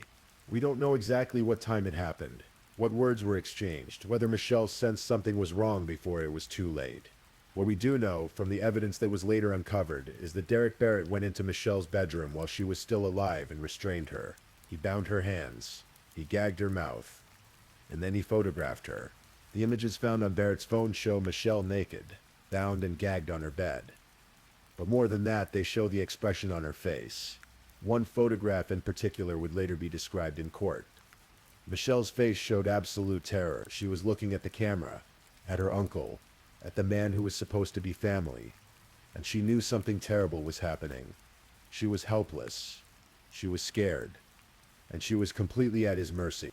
While Michelle was bound and terrified upstairs, her cousin arrived home downstairs. The young woman had no idea what was happening in the room above her. She went about her business. Perhaps made herself something to eat, perhaps watched television or scrolled through her phone, doing all the normal things a person does when they arrive home. Meanwhile, her cousin was captive, afraid, fighting for her life. At some point during those hours, Derek Barrett murdered Michelle Lang. He stabbed her more than 30 times. Some reports say it was 40 times. The exact number almost doesn't matter beyond a certain point. This wasn't a single stab wound, a moment of rage that went too far. This was sustained violence. This was rage, and possibly an attempt to silence her, to end what he had started, to cross a line from which there could be no return. One of the stab wounds went to Michelle's throat. It was fatal. This young woman who had traveled so far from home, who had worked hard at her studies, who had maintained such a close relationship with her mother despite the distance, died in a bedroom in Campsie, killed by someone who should have protected her. Her arms bore defensive wounds, evidence that Michelle had tried to fight back, tried to protect herself from the blade. But bound as she was, she had little chance. Sometimes in these stories we want to believe the victim got away, that somehow the narrative shifted, that the worst didn't happen. But this isn't that kind of story. Michelle Lang died in that apartment, and Derek Barrett had to figure out what to do with her body. For 2 days, Michelle's body remained in the apartment. 2 days while Barrett tried to determine his next move, while he went through whatever thoughts go through the mind of someone who has just committed murder. Did he feel remorse? Panic? Was he calculating how to avoid getting caught? On Sunday, April 24th, 2016, Derek Barrett wrapped Michelle's naked body and placed it in his car. He drove north, out of Sydney, heading toward the Central Coast. His destination was a place called Snapper Point. Snapper Point is beautiful in the way so many Australian coastal spots are beautiful. It's rocky and wild where the Tasman Sea crashes against ancient stone formations. There's a blowhole there, one of those natural phenomena where seawater is forced through an opening in the rocks with tremendous power. Tourists come to see it, to photograph it, to marvel at the raw force of nature. Airily, Michelle Lang had been one of those tourists 3 years earlier. She had visited Snapper Point, had likely stood where countless visitors stand, camera in hand, capturing the beauty of the place. Now she was being returned there, under the most horrific circumstances imaginable. Barrett disposed of Michelle's body in the water near the blowhole. Perhaps he thought the currents would carry her out to sea, that she would never be found, that the ocean would swallow the evidence of what he had done. But the ocean doesn't cooperate with murder. The tides move according to their own ancient rhythms. And they brought Michelle Lang back to shore. That same day, Sunday the 24th of April, tourists at Snapper Point made a discovery that would haunt them. There was a body in the water, floating face down.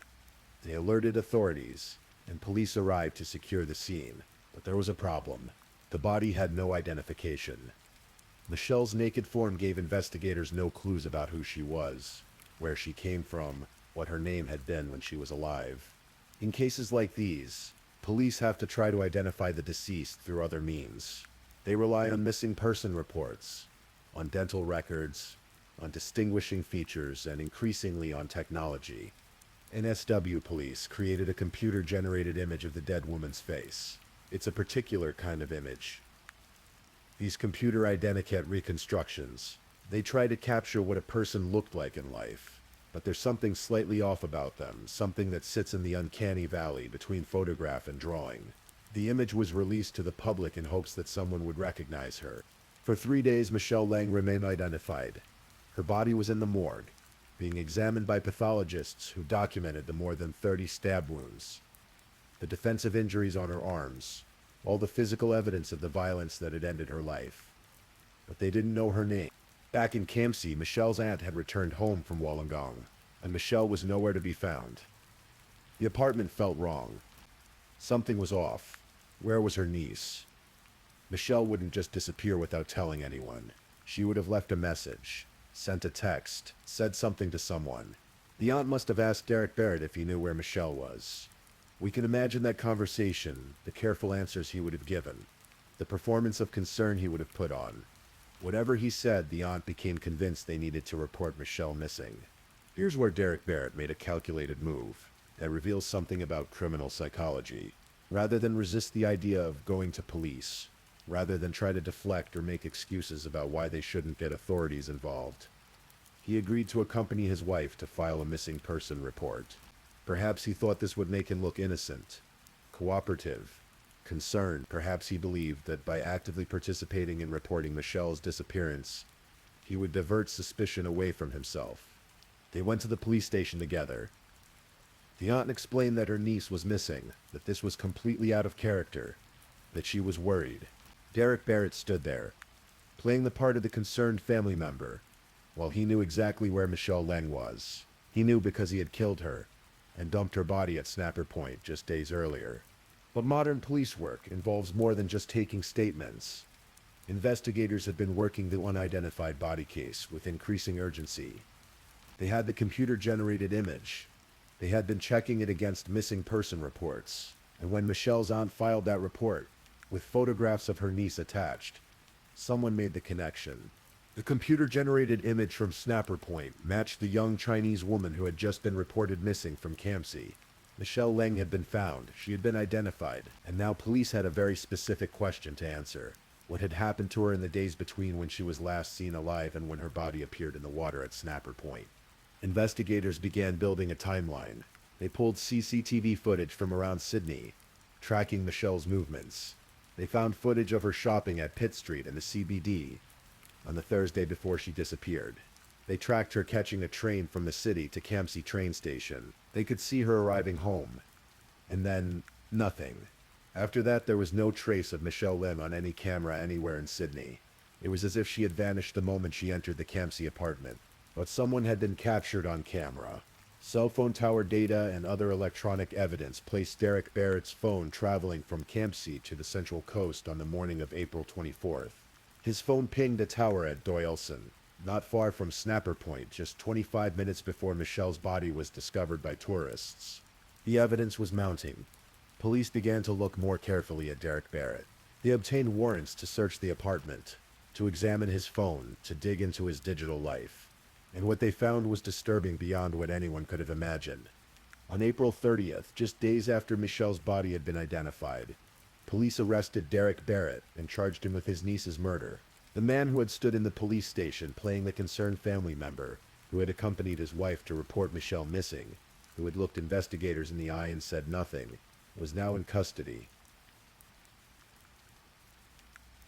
When police examined Derek Barrett's phone, they found a catalog of depravity, the videos of Michelle showering, unaware of the hidden camera, the recordings of Barrett masturbating over her while she slept, the video of him preparing a bath and calling out to her, and most damning of all, the photographs of Michelle bound and gagged on her bed, the terror clear on her face, taken during what would be the final hours of her life. These images and videos painted a picture of escalating obsession and violation. Barrett hadn't suddenly snapped one day. This had been building. He had been violating Michelle's privacy, stealing intimate images of her, creating a secret collection that fed whatever dark fantasies had taken root in his mind. And then the secret recordings weren't enough. The line between fantasy and action dissolved, and he moved from watching and recording to physically restraining and ultimately murdering her. The apartment in Campsie became a crime scene. Forensic investigators went through it meticulously, looking for blood evidence, DNA, anything that could help them understand exactly what had happened in that bedroom. The bathroom where Barrett had hidden his camera was examined. Michelle's bedroom, where she had been bound and murdered, was processed with the kind of careful attention to detail that modern forensics demands. Back in China, Mei Zhang received the news every parent dreads. Her daughter, her only child, the girl she had poured all her love into after losing her husband, was dead. Not just dead, but murdered. And not murdered by a stranger in a random act of violence, but by family, by someone who should have protected her. Mei Zhang flew from China to Sydney. The journey must have been unbearable, all those hours in the air, knowing what waited for her at the other end. She held a press conference, her face showing the kind of grief that transcends language and culture. She bowed her head and wept as she spoke of her daughter, of their close relationship, of the loss that would define the rest of her life. We even today still cannot accept the fact that she has left us and we are still in great suffering. Mi Zhang said, her voice breaking. The time will never turn back to when Meng Mei and I were living happily together. It's one of those statements that contains an entire world of pain. The mother who had supported her daughter's dreams, who had encouraged her to study abroad, who had believed she was safe with family, now had to confront the reality that her daughter had died in the worst possible way.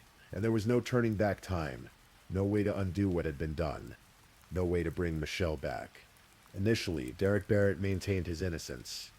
He pleaded not guilty, suggesting he would fight the charges, would force the case to go to trial. His lawyer told media that Barrett was finding prison very unpleasant, as if this was somehow noteworthy, as if anyone expected a murder suspect to be enjoying himself behind bars.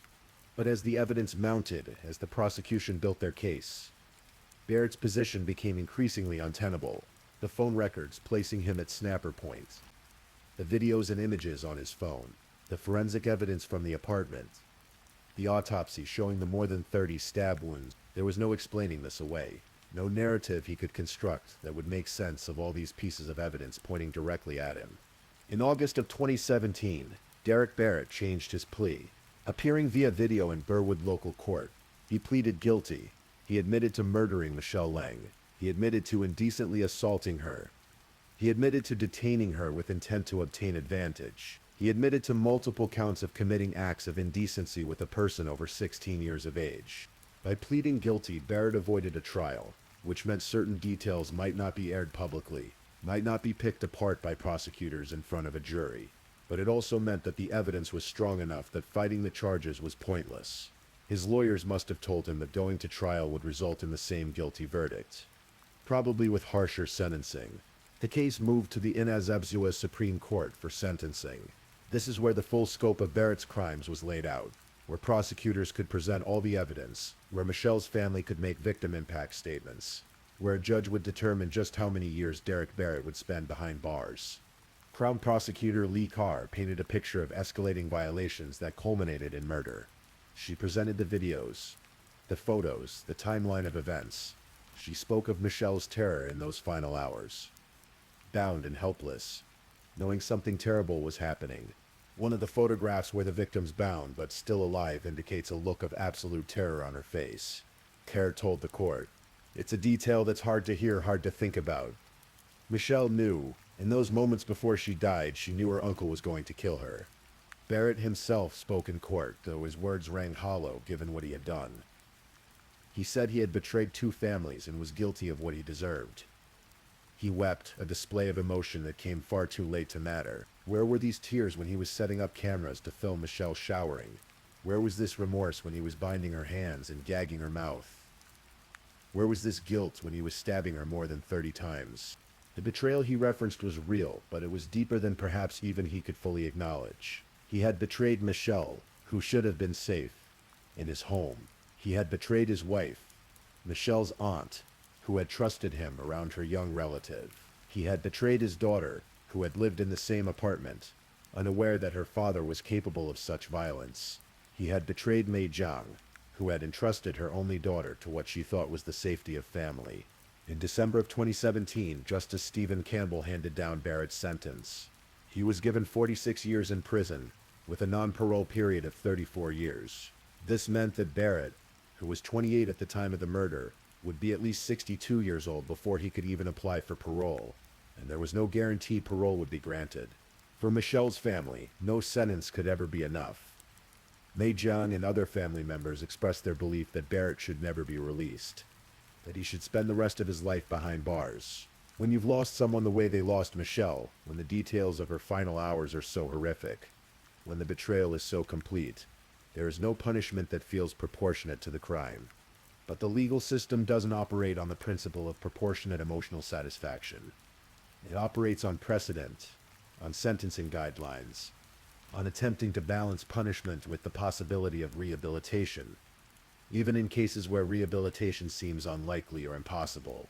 Barrett was sent to Silverwater Correctional Center, where he had been held awaiting trial and where he would now serve out his sentence. His earlier complaints about finding prison very unpleasant seem even more tone-deaf in retrospect. Prison is meant to be unpleasant. It's meant to be the consequence of committing crimes. And for someone who had violated and murdered his own niece, any discomfort he experienced was minimal compared to what Michelle had endured. The conviction and sentencing didn't end the story, though. In 2021, Derek Barrett received an additional sentence for additional charges related to the videos he had taken of Michelle. The legal system was ensuring that every aspect of his crimes was accounted for, that he would face maximum consequences for everything he had done. Michelle's case became known in Australia and internationally, particularly within Chinese communities, who saw in her story a nightmare that could happen to any young person studying abroad. Parents send their children overseas believing they will be safe, especially when family is involved. Michelle's murder shattered that assumption. The Campsie apartment where Michelle lived and died is still there, of course. Buildings don't disappear just because terrible things happened inside them.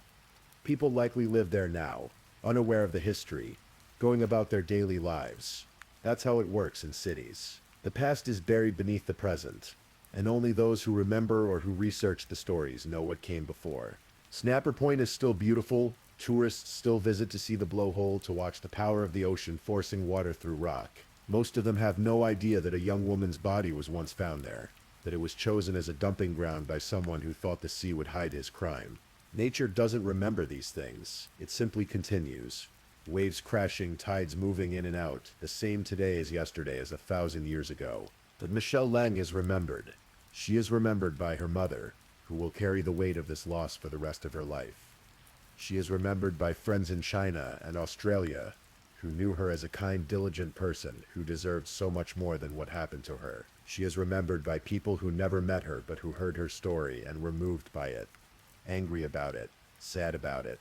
Her case has been featured in true crime documentaries and podcasts, each one attempting to understand how something like this could happen, how someone could so thoroughly betray the trust placed in them. There are no satisfying answers. We can talk about obsession, about crossing boundaries, about the escalation from voyeurism to violence, but none of it really explains why Derek Barrett made the choices he made. What we're left with is a story of a young woman who had dreams, who was brave enough to pursue them halfway around the world, who worked hard and maintained close ties to her family, and whose life was stolen from her by someone who should have been her protector. It's a story that makes us think about trust, about safety, about how we can never really know what's going on behind closed doors. Michelle's mother spoke at the sentencing about the weight of survivor's guilt, about feeling responsible for sending her daughter to Australia, for believing she would be safe with family. But the guilt doesn't belong to her. It never did. She made reasonable decisions based on reasonable assumptions. The guilt belongs entirely to Derek Barrett, who violated those assumptions in the most heinous way possible. In Chinese culture, there are particular beliefs about death and what comes after, about honoring the deceased and maintaining connections with them.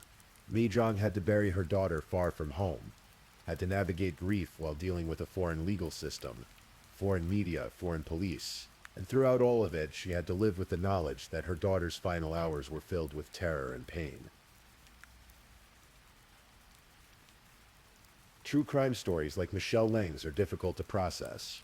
On one hand, there's a fascination with understanding how these events unfold. What warning signs might have been missed? What could have been done differently? On the other hand, there's the sobering reality that sometimes there are no warning signs visible to those around the perpetrator, that some people are very good at hiding who they really are. Derek Barrett wasn't some obvious monster. He was an IT worker, a husband, a father, someone who presumably interacted with colleagues and neighbors, and gave no indication of what he was doing behind closed doors. The people in his life, including his wife and daughter, were shocked by his arrest. They had lived with him, eaten meals with him, shared space with him, and never knew. This is one of the most unsettling aspects of cases like this. We want to believe that evil is visible, that we would know it if we saw it, that dangerous people broadcast their danger in ways we can detect. But that's not always true. Sometimes terrible people look perfectly ordinary. Sometimes they're family members we trust. Sometimes they're the last people we would suspect. The hidden cameras in the bathroom, the recordings of Michelle sleeping, these were all done in secret for a reason. Barrett knew what he was doing was wrong. He knew it was a violation. He knew he needed to hide it. This wasn't someone who lacked understanding of boundaries or social norms. This was someone who understood exactly what those boundaries were, and chose to cross them anyway. And once those boundaries were crossed, once he had gotten away with violating Michelle's privacy for months, perhaps it became easier to imagine crossing further boundaries. The human capacity for rationalization is extraordinary. People can convince themselves that all sorts of terrible things are somehow justified or necessary or not as bad as they seem. But there's no rationalizing murder. There's no explaining away binding someone, gagging them, photographing their terror, and then stabbing them more than 30 times. That's not a heat-of-the-moment decision. That's not an accident that went too far. That's a choice, made again and again with each stab wound, to take a life. Michelle Lang's defensive wounds tell us she fought, even bound, even terrified, even knowing she was likely going to die. She fought. There's something both heartbreaking and admirable about that. She didn't give up. She didn't make it easy for him. And while it didn't save her life, it speaks to her character, to her will to survive, to her refusal to simply accept what was happening. As we come to the end of Michelle's story, it's worth thinking about what we carry away from it. True crime isn't just about the shocking details, or the investigation, or the courtroom drama. At its core, it's about people. It's about lives lived and lives lost. About families destroyed, about trust betrayed, about the fragility of safety. Michelle Lang was 25 years old when she died. She had her whole life ahead of her. She might have gotten a job she loved, might have fallen in love, might have had children of her own someday, might have returned to China to care for her aging mother. All of those possible futures were stolen from her in a bedroom in Campsie by someone who looked at her and saw not a person, not family, but an object for his obsession. Her mother, Mei Zhang, had already lost her husband to an earthquake. Natural disasters are terrible, but there's something about them being acts of nature, random and impersonal, that is different from murder. Murder is personal. Murder is a choice. Murder is one human being deciding that another human being's life is worth less than whatever the murderer wants in that moment. Mei Zhang lost her daughter, not to an earthquake or an illness or an accident, but to violence committed by someone she had trusted. That's a different kind of grief, one that comes with anger and betrayal, mixed in with the sadness. It's a grief that asks what-if questions that have no good answers. What if Michelle had lived somewhere else? What if she had never come to Australia? What if someone had discovered what Barrett was doing before it escalated to murder? But what if questions don't change what happened? They only torture the people left behind with visions of alternate timelines, where their loved one is still alive. Reality is that Michelle Lang was murdered in April of 2016, and no amount of wondering about different choices or different circumstances will bring her back. What we can do is remember her, not just as a victim though, she was certainly that, but as a person who had dreams and ambitions, who was close to her mother, who worked hard at her studies, who was building a life. The tragedy of her death shouldn't completely overshadow the fact of her life. We can also acknowledge the work of the investigators who solved her case, who identified her body, who gathered evidence, who ensured that Derek Barrett faced justice for what he did. In cases like these, when the victim can't speak for themselves, it's up to police and prosecutors and forensic specialists to speak for them through evidence and testimony. And we can think about the importance of believing people when they express concern about someone's behavior, about not dismissing red flags, about taking violations of privacy and consent seriously even when they seem minor. Barrett's crimes escalated from secret recordings to murder, but they started with those recordings. If someone had discovered what he was doing earlier, if there had been consequences then, would Michelle Lang still be alive? We can't know, but it's worth considering. As you drift off to sleep tonight, you might think about Michelle's story, about how quickly safety can become danger, about how important it is to trust your instincts about people and situations, about how precious life is and how suddenly it can be taken away. But more than that, I hope you think about Michelle as a person, not just a case file or a set of tragic facts.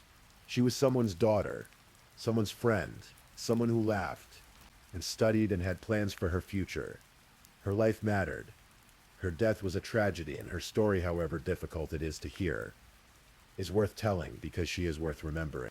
Derek Barrett will spend decades behind bars, and eventually he will die there or in whatever facility he ends up in after he's too old to be a threat to anyone. Michelle Lang died when she was just 25, but her memory lives on in her mother's heart, in the hearts of those who knew her, and now in the minds of those who have heard her story.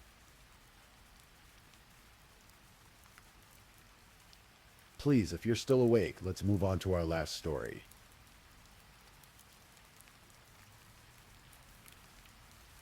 Story 5. In the autumn of 2005, London's Knightsbridge district hummed with its usual elegance. Harvey Nichols, that grand cathedral of luxury shopping, was preparing to close its doors for the evening. The marble floors reflected the soft glow of display lights. Perfume lingered in the air, and at the La Prairie beauty counter, 22-year-old Claire Bernal was tidying up after another day's work. Claire had worked so hard to get here. This wasn't just any job to her. It was the realization of a dream she'd carefully constructed back home in Tunbridge Wells, Kent.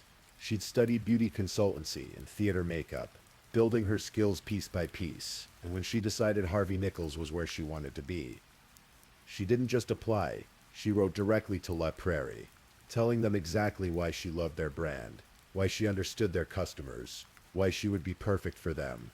She got that interview. She practiced her answers on the train ride from Kent to London, her brother beside her for support, her portfolio of work clutched in her hands. And she got the job. So in 2003, at 20 years old, Claire moved to Dulwich into a flat with 2 roommates, ready to start this new chapter. The girl from Kent was now a London professional, working at one of the most prestigious stores in the world, helping customers choose from some of the most expensive skincare on earth. She loved it. The customers, the products, the atmosphere, everything she'd hoped it would be. But dreams have a way of drawing shadows. In January of 2005, a security guard at Harvey Nichols asked Claire out on a date. His name was Michael Petch. He was 30 years old, 8 years older than Claire.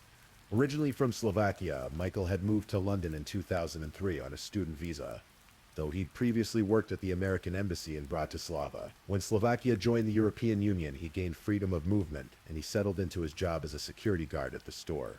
When Michael first approached her, Claire was flattered. He was going through a divorce. His wife was back in Slovakia. It seemed casual, harmless, just a bit of fun. They went on 3 dates over 3 weeks. But something shifted after the very first date. Something in Michael changed, or perhaps something in Michael revealed itself. He told Claire he loved her. After 1 date. The words hung in the air between them, heavy and premature. Claire didn't know what to say. She was taken aback, uncertain how to respond to such intensity, such immediacy. Over those 3 weeks, as they continued to see each other, Claire began to feel the grip of his attention tightening around her. Michael was jealous. He was controlling. He wanted all of her time. He didn't want her seeing friends. He didn't want her going home to visit family. He wanted her world to shrink down to just the 2 of them, with him at the center. By February, Claire knew she had to end it. The breaking point came when Michael returned from a trip to Slovakia. He demanded Claire meet him at the airport. She did. They went back to her flat in Dulwich, and he tried to insist on spending the night. Claire said no, but Michael wouldn't leave. He said his suitcase was too heavy to drag across London. Finally, Claire agreed to walk with him to the train station, just to get him out of her flat. But when they reached the station, Michael refused to get on the train. That was it. Claire told him clearly the relationship was over. She walked back to her flat, and Michael followed her. For 2 hours, he stood outside her home. He called her phone 20 times. Claire didn't answer. When her flatmate came outside and asked him to leave, Michael became abusive, shouting at her. The next day, he returned with flowers. He waited outside again. Claire didn't accept him. She didn't speak to him. But here's the terrible thing about working in the same building as someone you're trying to avoid. There's no real escape. Harvey Nichols became a hunting ground. Michael followed Claire through the store. She would feel his eyes on her and turn to find him staring. He used the mirrors throughout the building to watch her, to track her movements. He came to her counter again and again, asking her to take him back, telling her he loved her, insisting she loved him too. He enlisted other staff members to ask Claire to speak with him. She eventually agreed, hoping to make things clear. She asked him to stop. Please, just stop. But her pleas seemed to have the opposite effect. One day, as Claire was leaving work, Michael grabbed her. He was shouting, telling her he loved her, that he knew she loved him. Claire told him she did. Yes, you do, you stupid little girl, he shouted back. The text messages started coming. 50 a day. 50 messages. Every single day, flooding her phone. Michael would follow her to work in the morning. getting on the same train. He would follow her home in the evening. He would stand outside her flat for hours. The messages evolved. At first they were desperate. We were meant to be together. But as Claire continued to ignore him, they grew darker. I will kill myself if we can't be together. And then even more sinister. If I can't have you, no one will. Claire's health began to deteriorate. She couldn't sleep. The stress manifested physically. She developed several eye infections. Work, which she'd once loved, became something she dreaded. She was late. She couldn't concentrate. The dream was curdling into a nightmare. But Claire was reluctant to report Michael. She was embarrassed. Her mother would later explain. He hadn't physically hurt her yet. Claire worried she'd be seen as wasting police time over someone who was just, persistent, intense. This is something we need to understand. Violence doesn't start with a raised fist. It starts with the erosion of boundaries, with the refusal to hear the word no, with the steady drip of fear that wears down your sense of safety until you're not sure if what's happening even counts as a crime. On the 30th of March, 2005, Claire was on her way home from work. She saw Michael on the underground platform. She tried to avoid him, running down the platform and jumping onto a train. But Michael saw her and got into the same carriage. When the train stopped, Claire got off and ran. Michael caught her. He knocked her over. And then he said the words that would change everything. "If you report me, I will kill you." Claire got onto another train. Michael banged on the windows, shouting at her as the train pulled away. That threat was the line Claire couldn't ignore. She reported Michael to the head of security at Harvey Nichols. They reviewed the security footage and saw everything Claire had described. The following: the watching, the harassment captured in silent surveillance. Michael was moved to a different floor, but that didn't stop him. He was suspended. The store advised Claire to go to the police. She did. At the disciplinary hearing regarding his suspension, something chilling emerged. Michael had asked one of Claire's colleagues what the maximum sentence for murder was in the UK. Think about that question. Think about what it means when someone stalking you starts researching the penalties for taking your life. Michael was fired from Harvey Nichols. Police arrested him and released him on bail with one condition. He could not contact Claire. But even with the threat of prison, Michael returned to Claire's flat multiple times. So many times that Claire moved. She changed her phone number. Within days, Michael found her new address. Claire came home to find him waiting outside. She reported him again. This time, Michael was arrested and charged with threatening to kill. In July, Claire tried to reclaim some normalcy. It was her birthday, and she went on holiday to Florence with her mother, Patricia. They had a wonderful time. For a brief moment, Claire could breathe. But while awaiting trial, Michael was released on bail again. And crucially, nobody took his passport. Michael traveled to Slovakia. He went to a firing range. He applied for a gun license, took the training, passed the exams. He bought a handgun, a Luger, and registered it with Slovak police. Then he took a coach back to the UK, the weapon hidden in his luggage. Nobody searched him. Nobody noticed anything suspicious. And nobody told Claire that Michael had been released on bail. In August, Michael appeared in court. His lawyer advised him the case against him was strong. Michael pleaded guilty to harassment. The charges of threatening to kill were dropped. After his guilty plea, Michael was released on bail again to await sentencing. Claire told her mother, "Mom, thank God it's over. Now finally people will believe me and I can get on with my life." She thought the worst was behind her. She thought the system had finally heard her.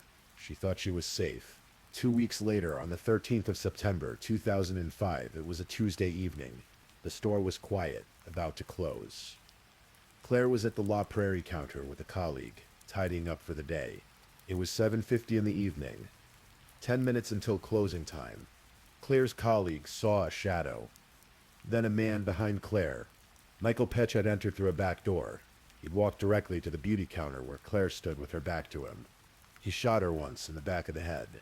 She fell. He shot her 3 more times in the face. Claire died instantly, there on the floor of Harvey Nichols in front of customers and colleagues, in the place she'd worked so hard to reach. Michael fired 1 shot into the ceiling. Then he turned the gun on himself. 2 people dead.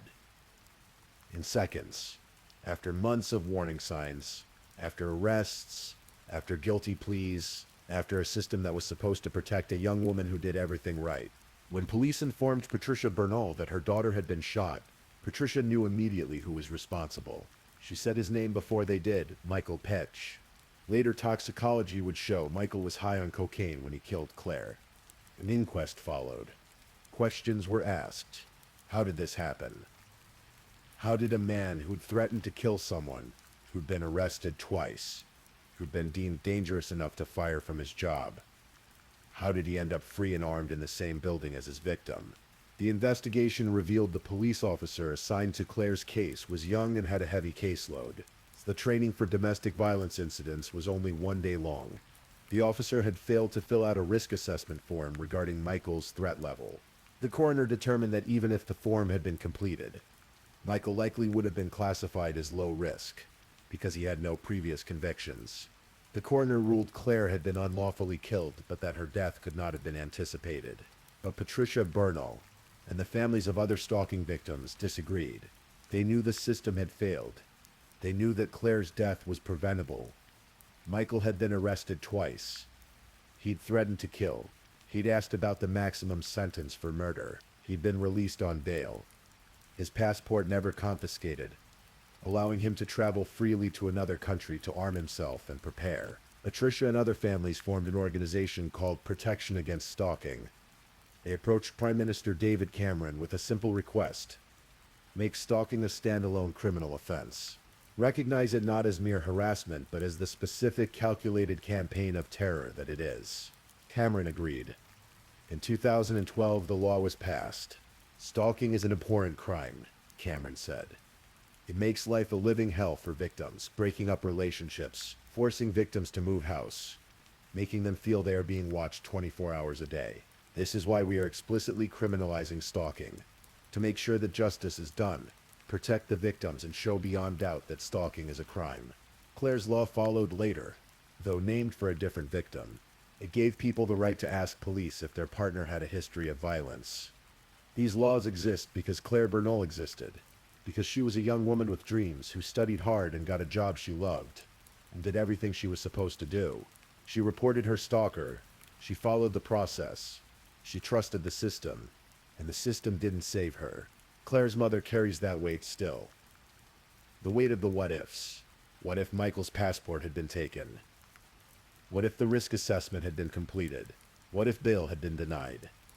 What if threatening to kill someone was taken as seriously as it should be? What if Claire had been believed sooner, protected better, valued more? On quiet Tuesday evenings, when department stores across London are closing up for the night, when beauty consultants are tidying their counters and looking forward to going home, perhaps some think of Claire. Perhaps they lock the doors a little more carefully. Perhaps they trust their instincts when someone's attention feels wrong. Claire Bernal was 22 years old. She loved her work. She loved her family. She had her whole life ahead of her. She did everything right. She reported. She asked for help. She told the truth. And on the 13th of September, 2005, in one of the most prestigious stores in London, in front of customers and colleagues, she was murdered by a man the system had repeatedly set free. Her story didn't end the day she died. It lives on in the laws that bear the names of women who were failed. It lives on in the conversations about bail conditions and risk assessments, and what we owe to people who say, "I'm afraid." It lives on in the question we must keep asking: how many times does someone have to say they're in danger before we truly listen? Thank you for listening to tonight's true crime story. Rest peacefully knowing that another story awaits you next time, ready to accompany you on another journey toward restorative sleep. But if you're still awake, don't forget to like and subscribe so you don't miss our next true crime stories. And until next time, stay safe and take care. Good night.